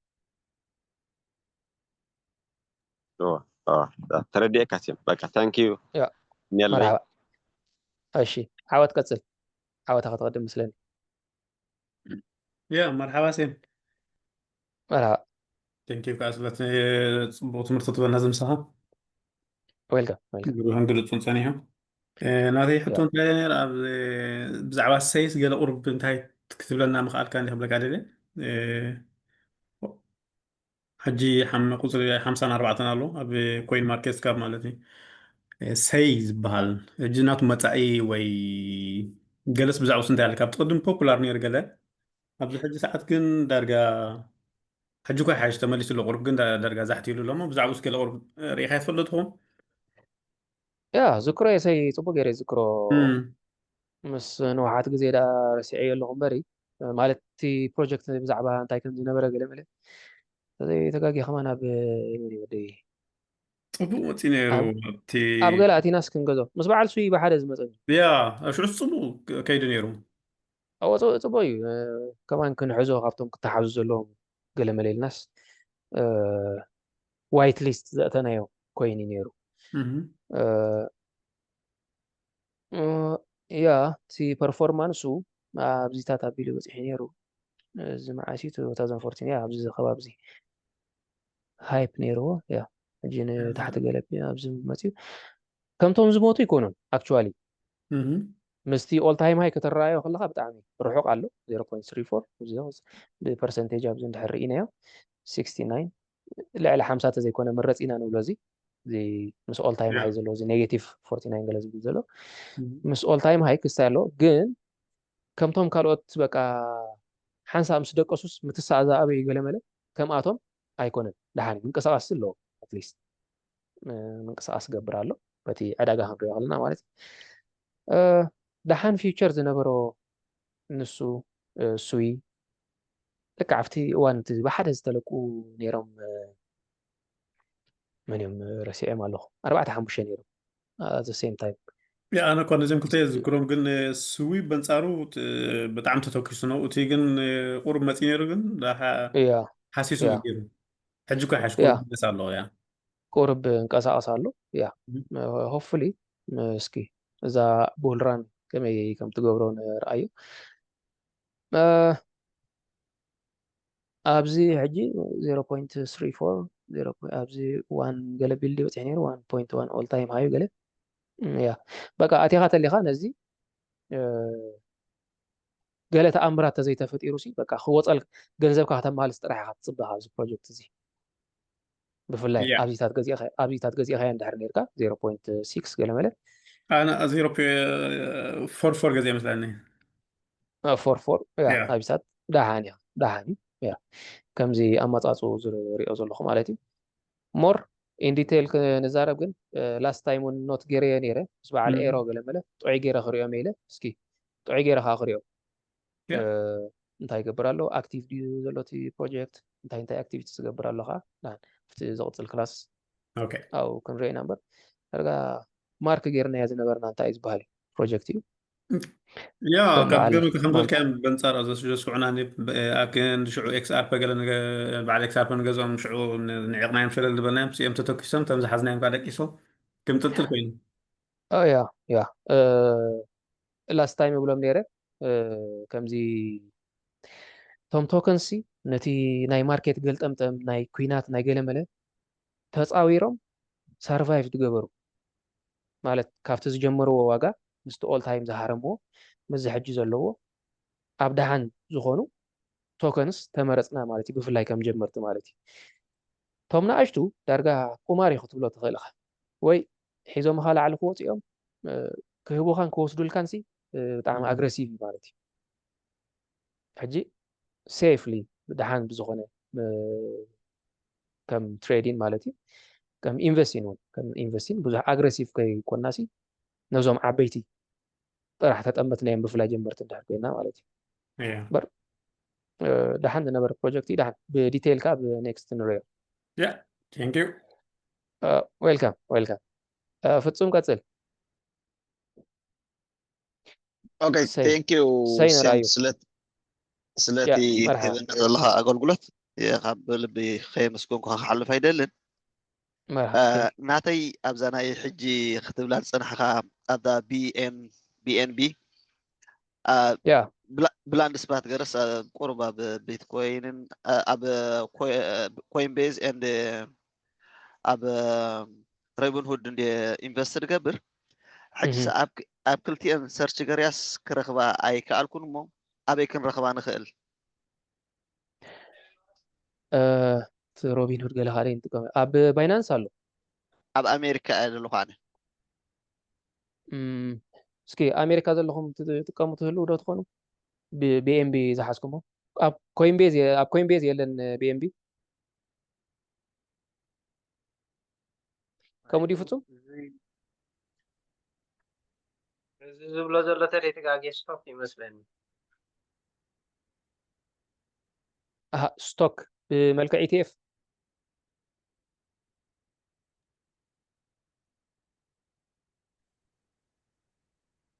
ትሰምዓና ዶ ትህሉ ፍጹም ابيت نو اب ستوك አለው እንደው ገላሊኦም ብ ታሽሙ ሰፖርት ዝገብርዎም ብዛዕባ ናይ ኣብ ዋላ ኣብ ረበን ሁድ ግን አቤዝ ኣብ ቤዝ ኮይን ጋኒ አምን ኮይን ቤዝ ኣብ ኮይን ቤዝ ኣብ ኣሰርች ገርያ መጀመርታ ግን ሰፖርት ይትገብራንያ ኣይ ብላን ኣይ ሃብህን ከገብዛ ዕድል ኣይሃብህን የለን ከም ኮይን ሊስት ይኮነን ቢኤምቢ ዳክል እስኪ ዳብል ቸክ ድሓን ከገብራ ከለኹ ዋላ ሕጂ ምሳኻ እንዳሃለ ከለኹ ያ ሰርች ገርያ እስከጽንሓኒ ኦኬ ቢኤምቢ ካብ ሜታ ማስክ ክትገዝእ ትኽእል ዲኻ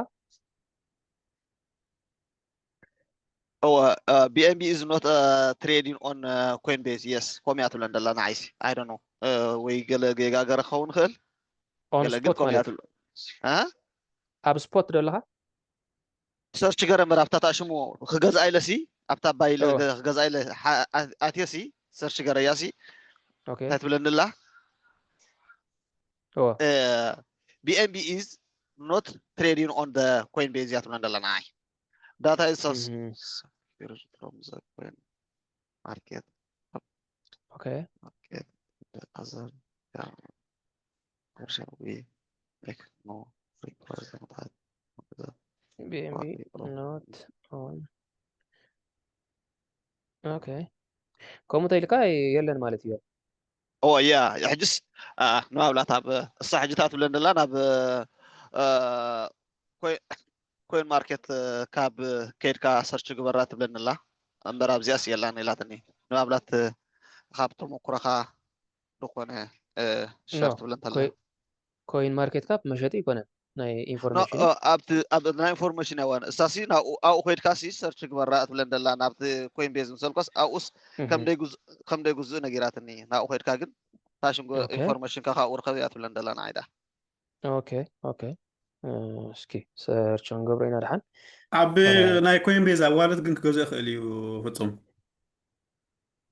ኣው ዋለት ያ ዋለት ናይ ኮይን ቤዝ ዋለት ግን ክገዝእ ትኽእል ኢኻ ዌብ ስሪ ማለት እዩ ያ ኦኬ ኦኬ ወላ ሜታ ማስክ ዳውንሎድ ገብራ ሜታ ማስክ ዝበልኩ ኻውን ንኸም እዩ ማለት እዩ ኣብቲ ሜታ ማስክ ታ ኔትወርክ ብቢኤምቢ ጌርካ the first native coin ዝመፀካው BNB ኢሉ 00 ከምፀልካ እዩ ኣብኡ ኣቲኻ ባይ ክትብሎ ስክፈትል most probably ክግዛካ እዩ ኦኬ ይሕዋት ታንክ ዩ ይቐኒየለይ ካብ ልብ እየ ዘመስግን ፅቡቕ ዘምሓቴ መርሃባ ኦኬ ሴም ስምረት ኣለልካ ኣለኻ ምስሊ ሃይ ሴም መጀመርያ ታንክ ዩ ዌልካም ኦኬ ኣነስ ሓንቲ ህቶ ነይራትኒ ኣብ ኮይን ቤዝ ልጥቀም እዚ ካርዳኑ ብዙሕ ገይሩ ነዊሕ ገይረ ካብዚ ሕዞ ግን ዳውን ኮይኑ ዶላር ኮስት ኣቨሬጅ ካ ይገበርክሉን ምክንያቱ ንታሕቲ ጥራሕ ስለ ዝኸይድ ነበረ ቁርብ ሕጂ ክንቀሳቀስ ጀሚሩስ ናቱ ፊቸር ኣለካ ድዩ እንደገና ከዓ ካደይት ሕቶይ ከዓ እዚ ናይ ንኦገስት ገለ ክንፅበ ክንሪኦ ተባሃይ ኢልካና ሞኒ بكل خاني بتيجي ناي كريبتو حجس مش عارلو هابيت ناتو أب 4 عامات السخة جينا كور ديكونن مورس نامورا ديكونن نتبدلنا بوخ بتناي 4 عامات هابيت ناتو خ أريا كاردانو بتعمي فيوتشر زلو كوين ولا مستوى مع بيتي ኣብዚ ሰርች ምባል እውን የድልየካን ካርዳኖ ኣድያ ይስሆን ማለት እዩ ብጣዕሚ ኣነ ተስፋ ኣለኒ ማለት ግን ፀገሙ ከምዚ ፍላክቹዌሽን ኣለዎ ከምዚ ከይዱ ትብሎ ምሽ ድሓር ماشي تحت خا نوح كوف بل نوح يخصاي تقولك somewhere أبزي 0.2 ولا ملك نوح جري يسوي actually تحرك نيمة نير 2.9 يا أبزي خيدين يرو يا تسفلني أبزي أديا كاردانو تي توم نايزي مسرتس ناي أب إيثيريوم مسرتي أم توم قالي أم مالتي تي بروجكت نايزي تمساسال خم ناي بعد إيثيريوم on top of the layer 1 layer 2 applications build زغون له project يو ብዙح ስራحات ዘለዎ project يو so أنا ተስፋ ኣለኒ ኣብ ኣድያ ማለት እዩ ግን ኮስት ኣቨሬጅ ከዓ ክንገብር ከዓ ፅቡቅ እዩ ኣብቲ ዝኣተናያስ ግድን ናብኡ ተዘይመፀ ተዘይብኒ ሕጂ ሓደ ግዜ ኮስት ኣቨሬጅ ዘይትገብር እንታይ እዩ ተስፋ ንዘይብሉ ኮይን ኮስት ኣቨሬጅ ጌርካ ገንዘብካ ምኽሳር የድልየካን እዩ ክንዲ ዝኸደ ታሕቲ ይኽእል ወላ ሓንቲ ኮስት ኣቨሬጅ ገለመለ ምግባር የድልየካን እዩ ኮስት ኣቨሬጅ ማዕሳ ክትገብር ተስፋ ኣለዎ እዚ እንዳሓር ክምለስ እዩ ትብሎ እንዳሓር ኮይኑ ዶላር ኮስት ኣቨሬጅ ትገብር ማለት እዩ ሶ ንኣድያ ሪኮመንድ ገብሮ እየ ኣነ ኣብዚ ኮስት ኣቨሬጅ ተገበርካ ወላ ሓንቲ ዳርጋ ከም ዘይከሰርካ እዩ ማለት እዩ ብፍላይ ኣብዚ 0.4 ደኸውን እዚ ኦኬ 0.6 ያ ኣብዚ 0.5 ገለ ክወርድ ከሎ ኣብኡ ውርድ ተይልካ ቁሩብ ኮስት ኣቨሬጅ እንዳገበርካ ብዝተወሰነ ተፀናሕካስ ፅቡቅ እዩ ማለት እዩ ሕጂ እቲ ናይ ምግዛእ ስትራቴጂ ተዓንቶ ዝብሎ ነበርኩ $1,000 እንድሕር ኣለካስ ኣግሬሲቭ ኮይንካ ተባሂልካስ ናይ 500 ጥራሕ ትገዝእ ማለት እዩ እቲ 500 ንእንተታትኻ ተቐምጣ ማለት እዩ ታሕቲ ክኸይድ ይኽእል ላዕሊ ክኸይድ ይኽእል ላዕሊ ተኸደ ትውስኽ ታሕቲ ተኸደ ዶላር ኮስት ኣቨሬጅ ትገብር ማለት እዩ ሶ ኣድያ ተስፋ ኣለኒ ኣብ ውሽጢ 4 ዓመት ድበልክዮ يغنس هيكونن يوسخ እዩ እቲ ዋጋታት ሲ 4 ዓመት ተጸቢኻ ሕጂ 2024 ሃቪን ነይሩ ሃቪን ክግበር ከሎ ታይ ማለት እዩ ቶም ማይነርስ ናይ ቢትኮይን ማለት እዩ ቢትኮይን ሃቪን እንዲ ቶም ማይነርስ እቲ ንዖም ዝውሃብ ሪዎርድ ብፍርቂ ይቕንስ ማለት እዩ ሕጂ እቲ ንዖም ዝውሃብ ሪዎርድ ተዓስቦም ብፍርቂ ይቕንስ እንድሕር ሃልዩ ዋጋ ክውስኽ እዩ ዘለዎ ዋጋ ናይቲ ቢትኮይን ማለት እዩ ምክንያቱ ዓስቦም ቢትኮይን ስለ ዝኾነ እቲ ዓስቦም ከዓ ብፍርቂ እንድሕር ጎዲልዎም እቲ ዋጋ እንድሕር ዘይወሲኹ ናይ ኤሌክትሪክን ናይ ሰራሕተኛን ናይ ገለን ክኸፍሉ ይክእሉ እዮም ማለት እዩ ሰርቫይቭ ክገብሩ ይክእሉ እዮም ኮምፒውተራቶም ዕፁ ኣቢሎም ናብ ካልእ ስራሖም እዮም ክኸዱ እቲ ቢዝነስ ኣይከዋፅኦምኒ ማለት እዩ ስለዚ እታ ናይ 4 ዓመት ተወስኺ እያ ነቲ ዋጋ እምበር ተቐንሶ ኣይኮነትን ማለት እዩ ንፁራት ተኾይነን ያ ቴንክ ዩ ሰምሓዊ ብካል ተረዲኣት ነራ ድጎድል መሲል ንምቀል ስለ ዝበሉስ ክምሃር ከለኹ ያ ቴንክ ዩ ናይ ካርዳኖ ካ ክውስኸሉ እየ ድሓን ፈሪሐ ነዊሕ ሒዘ ኣነ ሃይ ከሉ እየ ገዚእ እዮ እቲ ኦል ታይም ሃይ በፂሑ ከሎ ያ ታሕቲ ገለ ከለፍቲ እግሪ ኦኬ ያ ቴንክ ዩ ሰምሓዊ እሺ ዌልካም ሳይሞን ሓታረኛ ምስሊ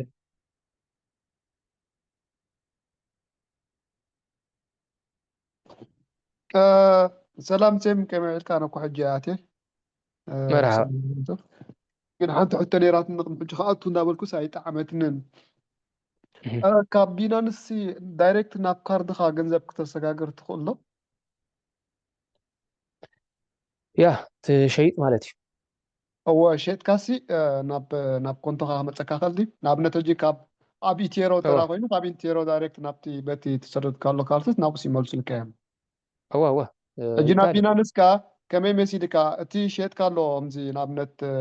ዶላር ናብ ፍራንክ ቀይርካስ ፍራንክ ናብ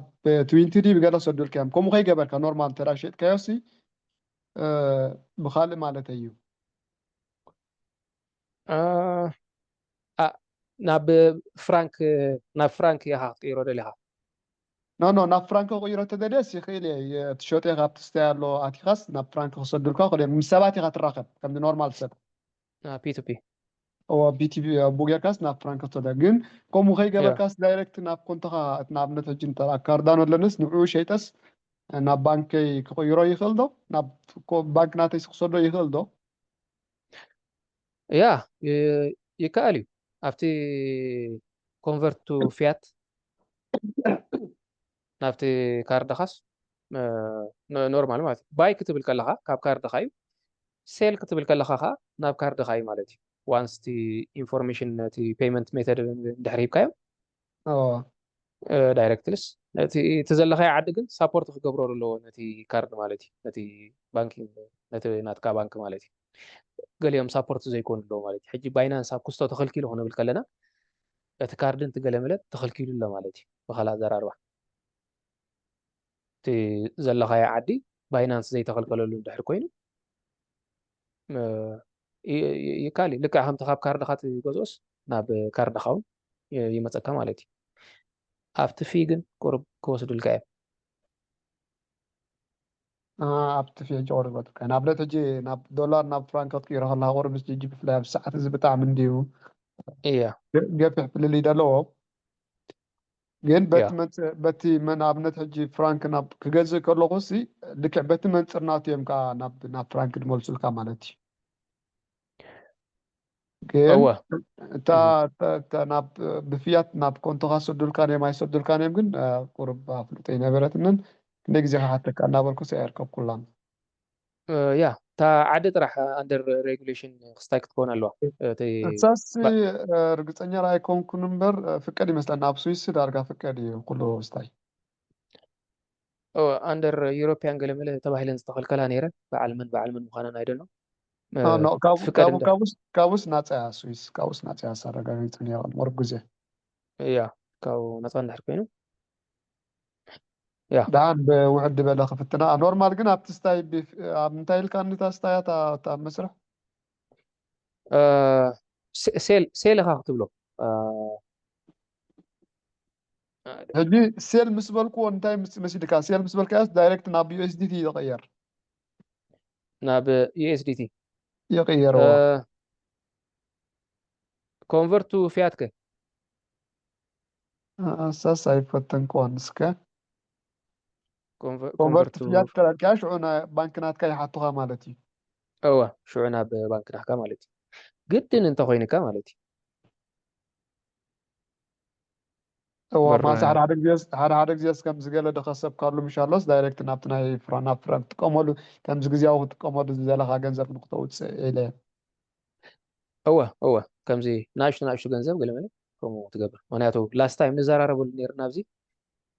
تمكاري كونن بلاس كم اتاو تحسيوس اب ناي قرص ገለመለ خصاي كيبلكا ገለነ نيرنا ስታት ኣብ ግምት ኢቲኻ ማለት እምበር ኮንቨርቱ ፊያቲልካ መሊስካ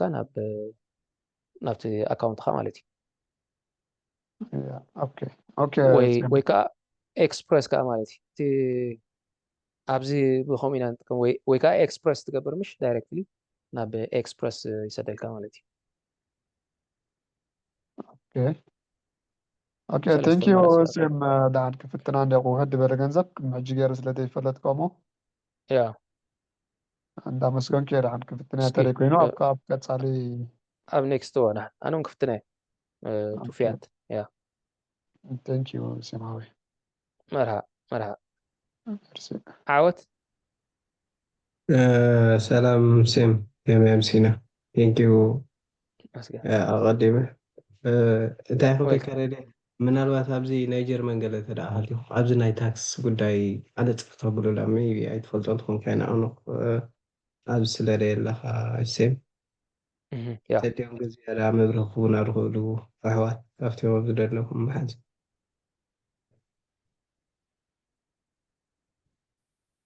ያ ኣብ ጀርመን ኤክስፒሪየንስ ዘለኩም ማለት እዩ ጀርመን ዳኻ ዘለካ ዓወት ያ እንታይ ኢኻ ትጥቀም ክሪፕቶ ኢተሮ ጥቀም እየ ዋላ ባይናንስ ካ ጥቀም ሓፈሻዊ ፈለማ ኢተሮ እየ ጥቀም ነይረ ድሓር ግንቲ ጋዝ ፊ ገለ ናይ ኢተሮ ሸያ ብዙሕ ደበለ ገለ ምስ ኮነ ካልኣይ ኣብዚ ከዓ ጆይን ምስ ገበርኩ ብዚ ትምህርቲ ገለ ናትካ ትምህርቲ ገለ ክሰብ ምስ ረኣኽቦኻ ኣብኡ ብሓፈሻ ባይናንስ ፅቡቅ ገይረ እሳይ ክላለየ ክኢለ ገለ ሽዑ ናብ ባይናንስ ተኣሽሙ ገይረ ማለት እዋ ኢቶሮ እኳ ተዘይተጠቀምካዮ መክር ايوه حاجة يا ምክንያቱ ከተውፅኦ መክራይ ኢቶሮ ኤክስ ዝበሃል ኣላ ሓቀይ ክሪፕቶ ከተውፅኦ እንድሕር ኮንካ ኣለዎም ናቶም ከምዚ እንታይ ይበሃል ከምዚ ንፔይመንት ዋላ ትጥቀመሉ ካሊእ ኣፕሊኬሽን ከኣለዎም ሕጂ ብመንገዲ ጌርካ ኢኻ ተውፅኦ ከተውፅእ ገለ ተደኣ ኮንካ ንዕኡ ከዓ ዳውንሎድ ትገብሮ ኣለካ ገለ ያ ከምኡታት 2021 ኣነ ጥቀመሉ ነይረ ኢቶሮ ሕጂ ኢቶሮ ኤክስ ዝበሃል ኣሎ ናይ ክሪፕቶ ንበይኑ ማለት እዩ ሕጂ በዓል ቢትኮይን ገለመለ ኣብ ውሽጢ እቲ ኢቶሮ ምስቶም ስቶክ እንዳኻ ትነግዶ ድሓር ከተውፅኦ ምስ በልካ ከምዚ ናብ ካልእ ማለት እዩ ናብቲ ዋሌት ክሰዶም ምስ በልኩ ብኢቶሮ ኤክስ ጌርካ ኢኻ ተውፅኦ ኢሉ 7 መዓልቲ ገለመለ ፅኒሐኒ ድሓር 7 መዓልቲ ክስታይ ኣክቲቭ ገይሮማ ድሓር ክወፅእ ከሎ ክንደይ ፊ እንታ መዓት ፊ እውን ክበዝሕ ማለት እቲ ፐርሰንቴጅ ክበዝሕ ማለት እዩ ወላ ክትገዝእ ክትሸይጥ ያ ኢንፎርሜሽን እውን ሃንድ ኦቨር ገብሩ እዮም ናብቲ መንግስቲ ማለት እዩ ያ ኣብኡ ትገብሮ ኣክቲቪቲስ ናብቲ መንግስቲ ሃንድ ኦቨር ገብሩ እዮም ብፍላይ ኣብ ጀርመን እውን ሰሚዐ ኣለካ ሓደ ዩቲበር በቀዳማይ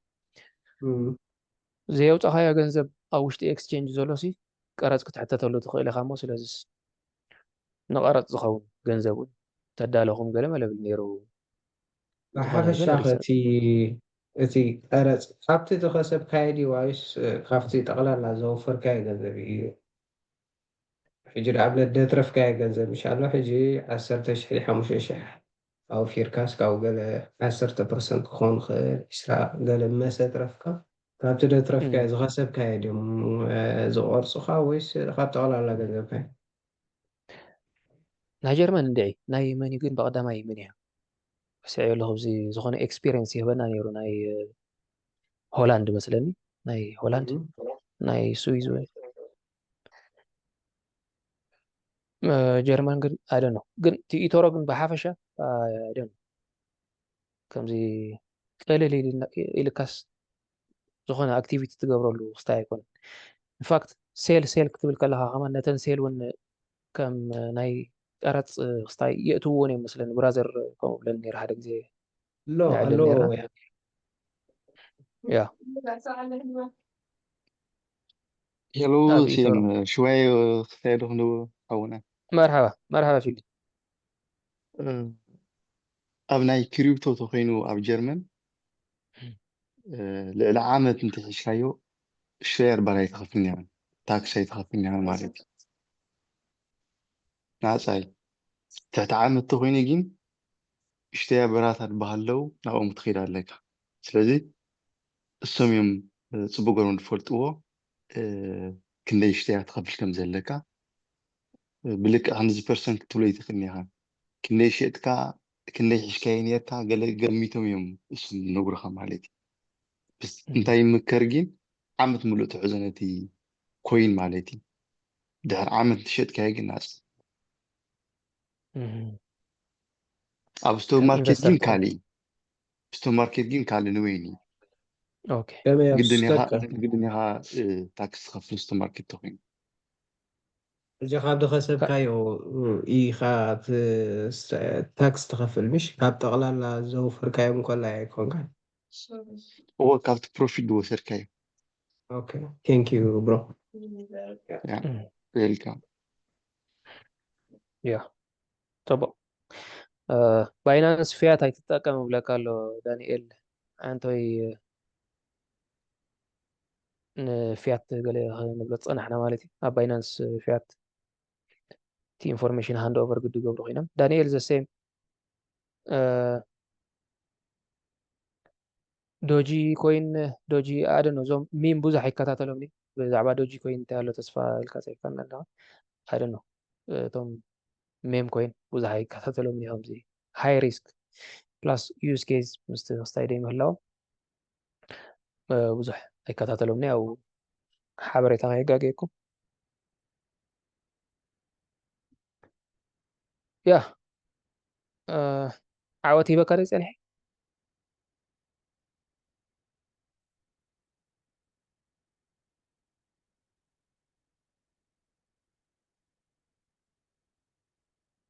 اوكي عاوتنا عنده ولا تخون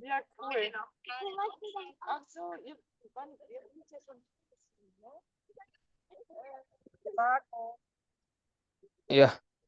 سو ساتنين نيرن مثلني قال تزي يقول بالله انا من سمع انت لي اشي هراي دس بله دس بله سلام كل مرحبا قديمنا اشي ما جمرت هذا عدل رخوا زلو نزوم حدش جيجا غينا بحبري تاسي اوكي نسمع مرنا سلام دي سلام لنا نخلات ولا تعزلوا وربا بزنا تاكس قال مال قال قبل سي هذه خمطن قاعد لي في العيد زناي كريبتو مالتي بعلها كله يا تجورت ناي تاكس مهم. جي أتناي مخسب كا بهاجر فلا سلزغل فبزلنا هاجر محتاج صبوي سبحان الله خابتي الربح حليلنا ذاتنا زيادات ناي قبر خعب سلزغل أزي متنقا قداسي بلانه كابايات إسكا مالتي مونياتو أنا من روي أمت 20% ننقفل له نت مخسب جاب ستوك ماركت انت خوينو صقم يبلو مونيات مشيت كايو ክትገዝኦ ከለኻን ክትሸጦ ዘለኻን ዲፈረንስ ገይሮም ስለ ዘኽፍሉኻ ብዙሕ ኮምፕሊኬት ኣይኮነን ኣብ ናይ ክሪፕቶ ግን ብዙሕ ነገር ኣሎ ጀዋላ ኣለዋ እንዴ ነስታይ ዝገብራልካ ዋላት ናይ ታክስ ብዙሕ ከፊልካ ክትገብሮ ትኽእል እያ ግን ኩሉ ተውፅኦ እንትትወን ስታይ እንተ ተኻኢልካ ዘይምሻጥ ናብ ፊያት ናብ ባንክ ናትካ ዘይምምላስ ተኻኢል ማለት እዩ ዝተባለ መጠን ዌብ ስሪ ምጥቃም ምክንያቱ ነቲ መንግስቲ قوم تبقى هنا يكن لكن أتمنى قست قرب تشكو عن طهون كاونسي ربابتي ويب سري متصوات قن صبغي بتنقاغي أزي حدا قنيا ويب سري ون كمزي هاكو قبر هاسل زغولو أبزي أول حان تذكر يا خلوه ورمتنا عطها قبر اللامبر أو ويب سري أب تراسوالت كون خيليو أب زغونا مالتي نسخم زي قزاكم أنت السيدي دوم لكم شيت كوين مالتي تتوصوا قريلكم كيتفتلوا معناته تختوصوا خلها درينك وقبرها اليوم نفنات كازو لجنزب نعم زوسلو صابكون دو دخلتات هالو جات عزعابي تكندق حلف عدل معناته رجع دهان أبت وسابون كن صدقن فترينا أبت جروب يا أبت ناي جبرجن ببزل لغاية هاجر ما صنعت مقبل أقدم كذا خمسة تسيبين كان نابتنات كبنك زي مملاس أب بيت يو اس دي تسكت حزوتو كليها مالتي شو تدخل هاد صقم يقولون هاد زغسب كاي هو ناب بنك مملاس جن زي ما هو مالتي أدلا انتو وين تقوم له ويقال انتو وين هاد صقم يقولون فلا إذا معراب نقمت سي تي ناي قرص يعزيو زهاسي كامونيات سريح كامسي خايو أب هاجر فلالي قالوا كنزي أقولي هاجر 30% كفيل كاف زاد خايا جنزب تمليس كام مسوفكر كايو تريسكن قلم بعلها السحن كاي شو مسكسب كاي 20% بوعد يخفلها مالتي اجي قلتيف كاب ما ان شاء الله وحد كسيب كاب بزح كسيب كاب زي كونه نتي عينت بلان سرنا ناتو استراتيجي نزلو يقراتا منالبات عفشاو يزارب زلو بخال بجيجا هيردو مالتي ناب كنت خازي ملاس ان شاء الله ولا حق قبر سلازغلتي انتو انتاي بنير مسلك حدا اتناي ليجر ناي تي اكسشينج متقام تو ويب 3 متقام او بزح لنات له حجتن توحسن سي بعلها خاص سكير تغورت ناي ليجر انت خوينو ابتناي والت انت خوينو غاوي كابتي تراس والت نابن تسم تخونكا شغاتي قرب استاي سلازلون سي حيس كاب اكسشينج تي اكسشينج هاك انت خوينو كل نغير هتخسر جاوي تفل بزح زبل ገንዘብ ተሊካ ጽም ሚልካ ምሻሎ ታ ለጀር ምግዛ ወይ ካቲ كلتا عينت والتهم كنت كم تخليها نوح سنة ما يتحنت غير استحنت تسنح مشالله كوم عينت جير كها محازي عايش مريل كايا خاو منيازو تزد اللي كان تغين نجيزو يخاب تكسشينج حزام برت خالص لونج تيرم تغين فلاي كان بعد بيتكوين اثر من اللونج تيرم تغين هون ابتي لجر حس كايا مسرحون تمراتي يا سلازي كوم خولي عايش ثانك يو يا ثانك يو يا صبغ حبريتا يا كلا مودا دغان تايل نير ندلخو نفقاسي قرب تاي تبلنا مززور له حجز ناي حساب اني معدل زهبقه نزوم كريبتو بزح عندنا استيابيلنا جت عدل سي تممنتم كمتص خلو حج مزريه زلنا تناي ال سيزن هاي مسل تبل مونات قرب مستعجناي وري شومنت حجون زمت زلو شومن زغي زلو صبي زمسل عدل زبلنا دمسل ولاتي دولار كوست افريج تجبرنا يدا حايش ناتهم ناش تغم تزبل كاي قرب حادقنياني ولا دولار كوست افريج تجبر كاي اما على 3-4% يم داون خود خلو قرب نجمار ايكا يسم فيديو كما كتبلو ازيها طنقق على كان ينت تمرص استم سرفايف كغبر زخولو كود حنيو ولا دولار كوست افريج تجبر كاي انتي تبل قرب سكا قرب كنزي قرب حمق يلو زلو حبريتا كمزي ማለት ንምእታው ደይ መዋህ ብፍላይ ኣብ ከምዚ ፓምፕ ትገብር ዘሎ ዕዳጋ ከደ ኢልካ ብዙሕ ዘይምሽባር ማለት እዩ ምክንያቱ ካብቲ ገዲፍን ንኸይዱ ኢልካ ድሓር ተኣትዎ ሪስክ ድሓን ንሱ ይኸይድ እሞ ካልእ ዕድላት ክደሊ ኢልካ ትፅበዮ ኣጋጣሚ ይሓይሽ እየ ዝብል ኣነ ምክንያቱ ሓንሳ እውን ድሕር ኣቲኻ ብፍላይ ብዙሕ ገንዘብ እንድሕር ኢቲኻ ከም ገለ እንድሕር ተመሊሱ ገንዘብ ንነዊሕ ሒዝካ እዩ ኣብኡ ኮፍ ክብል ማለት እዩ ድሓር ኣይ ሸጥካ ክትወፅእ ኣይ ዶላር ኮስት ኣቨሬጅ ክትገብር ኣብኡ ከታርፈካ ክእል ማለት ግምታተይ ማለት እዩ ወርሒ 8 ንመእተው ዝኸውን ተስፋታት ኣለኒ ማለት ሲ ኢንትሪ ኣብ ዝኾነ ስኢልካ ይተኣቱ እንደኻ ረኺበ ኢልካ ንኽትኣቱ ግን ትዕዳጋ በቃ ቀይሕ ክኾነልካ ኣለዎ ሰንከልከል ክብል ኣሎ ሽዑ ሰባት ክፈርሖም ምስ ጀመሩ ስኻቶም ኣፅኒዕኻዮም ፀናሕካ ኮይንስ እቶም ዝኣመንካ ኣሎ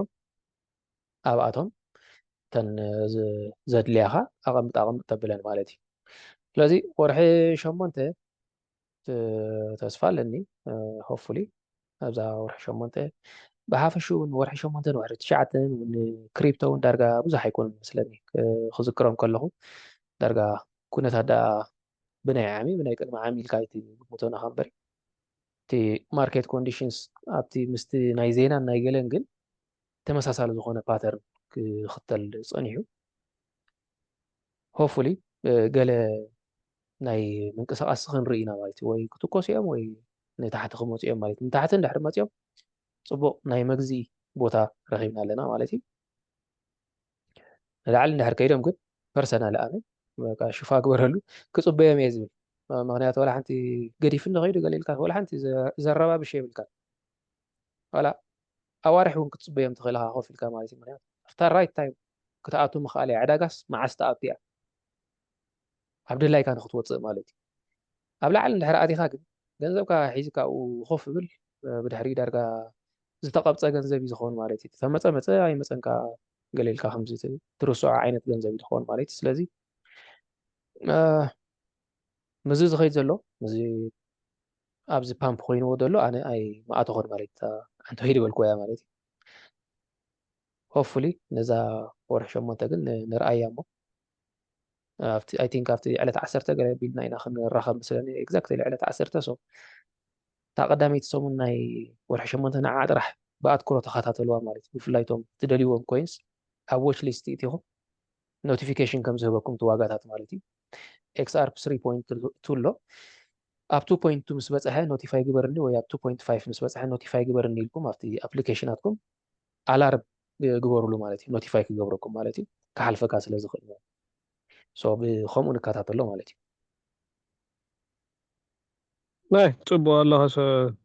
በቲ ዝበልካዮ ከምዚ ሓፈሻዊ ነቲ ዕዳጋ ሲ ከም ዝብለካ ምስ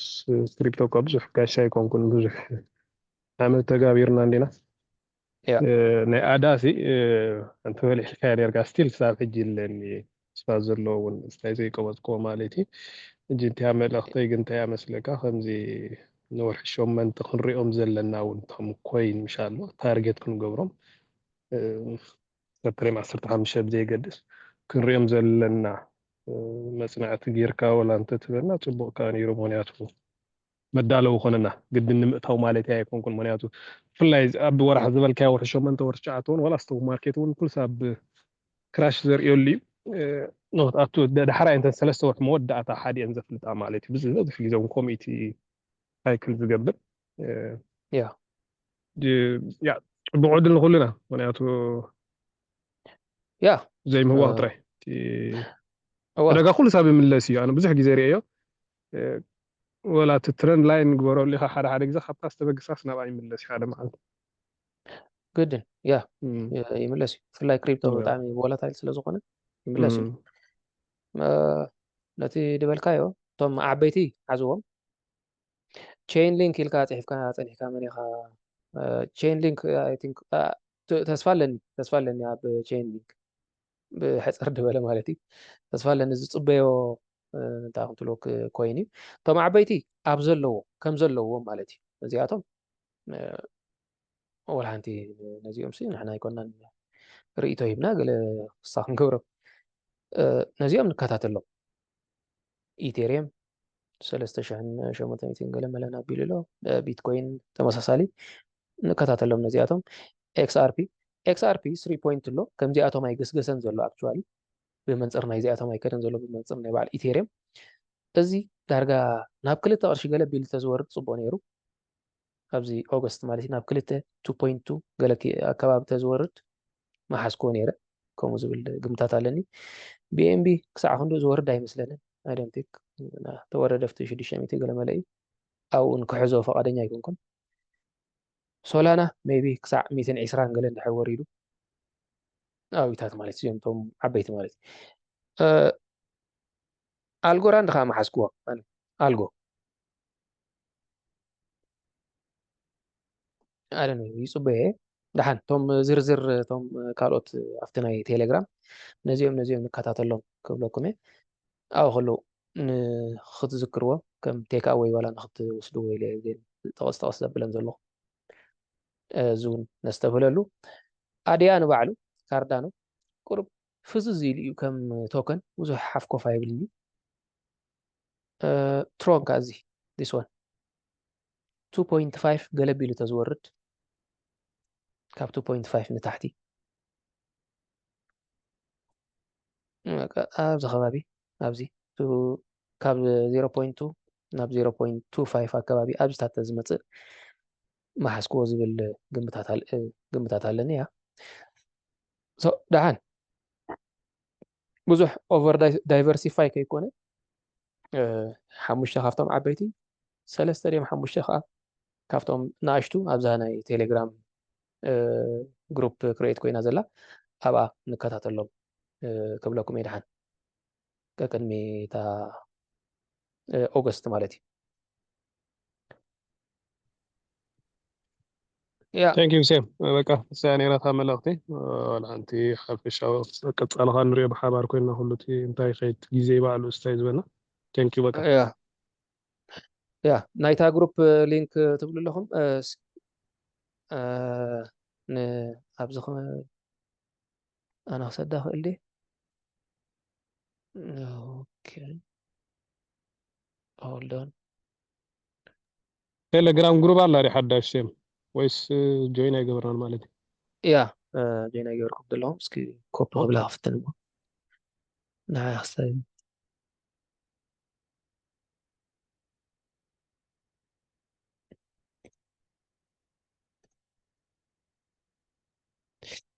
أوكي نبرهيني أكسس كتبه مثلا دعان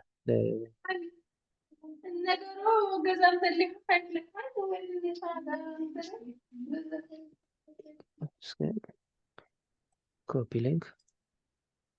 زي صح عندي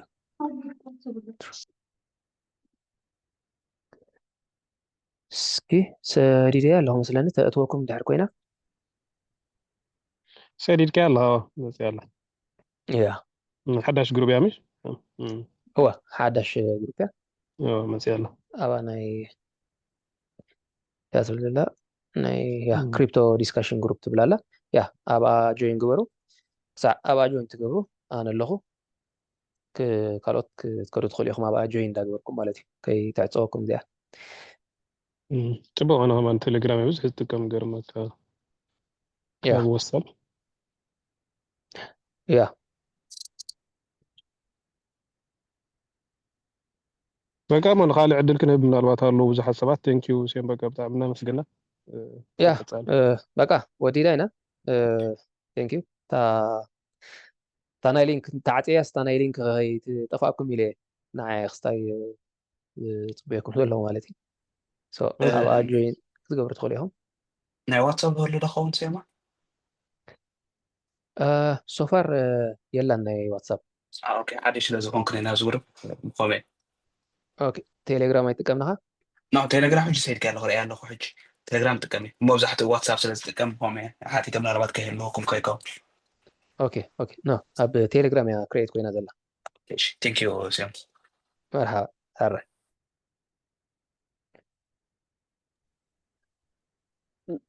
ሴማ ከይዓፅኻያ ናብየ ሊንክ ሰይድካ ኣለኻ ይቕሬታ ሶሪ ኣትዮ ከም መንጎ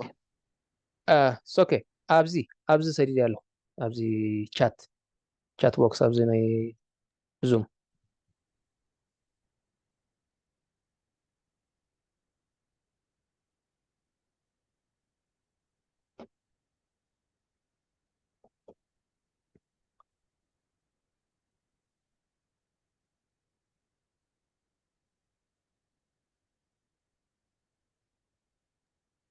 ودينا الناس يمو لا جزيرنا يقرب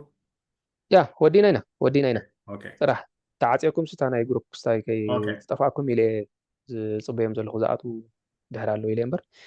ክትወፁ ትኽእሉ ኢኹም ረኺበ ያ ሴማ ሓወይ ቴንክ ዩ የቐኒየልና وتلهم دسالة ولا هلخون أنا دسالة دين يرى هلخو نروين دزلخو قرب ناي سكاف ولا العلون يري ناي جب ناي تاكسي قال العلون يري مون عود اوكي ندحر على خير دحر سمعنا دسالة هلو ده ኣለኹም መንክብል ኣይ عاوت بالاب زي نروين دزلخو من الوقت بس تليجرام أو رخون تليفون قال أبز تليجرام دحر جروب عليه هون قال መን ይብል ናብ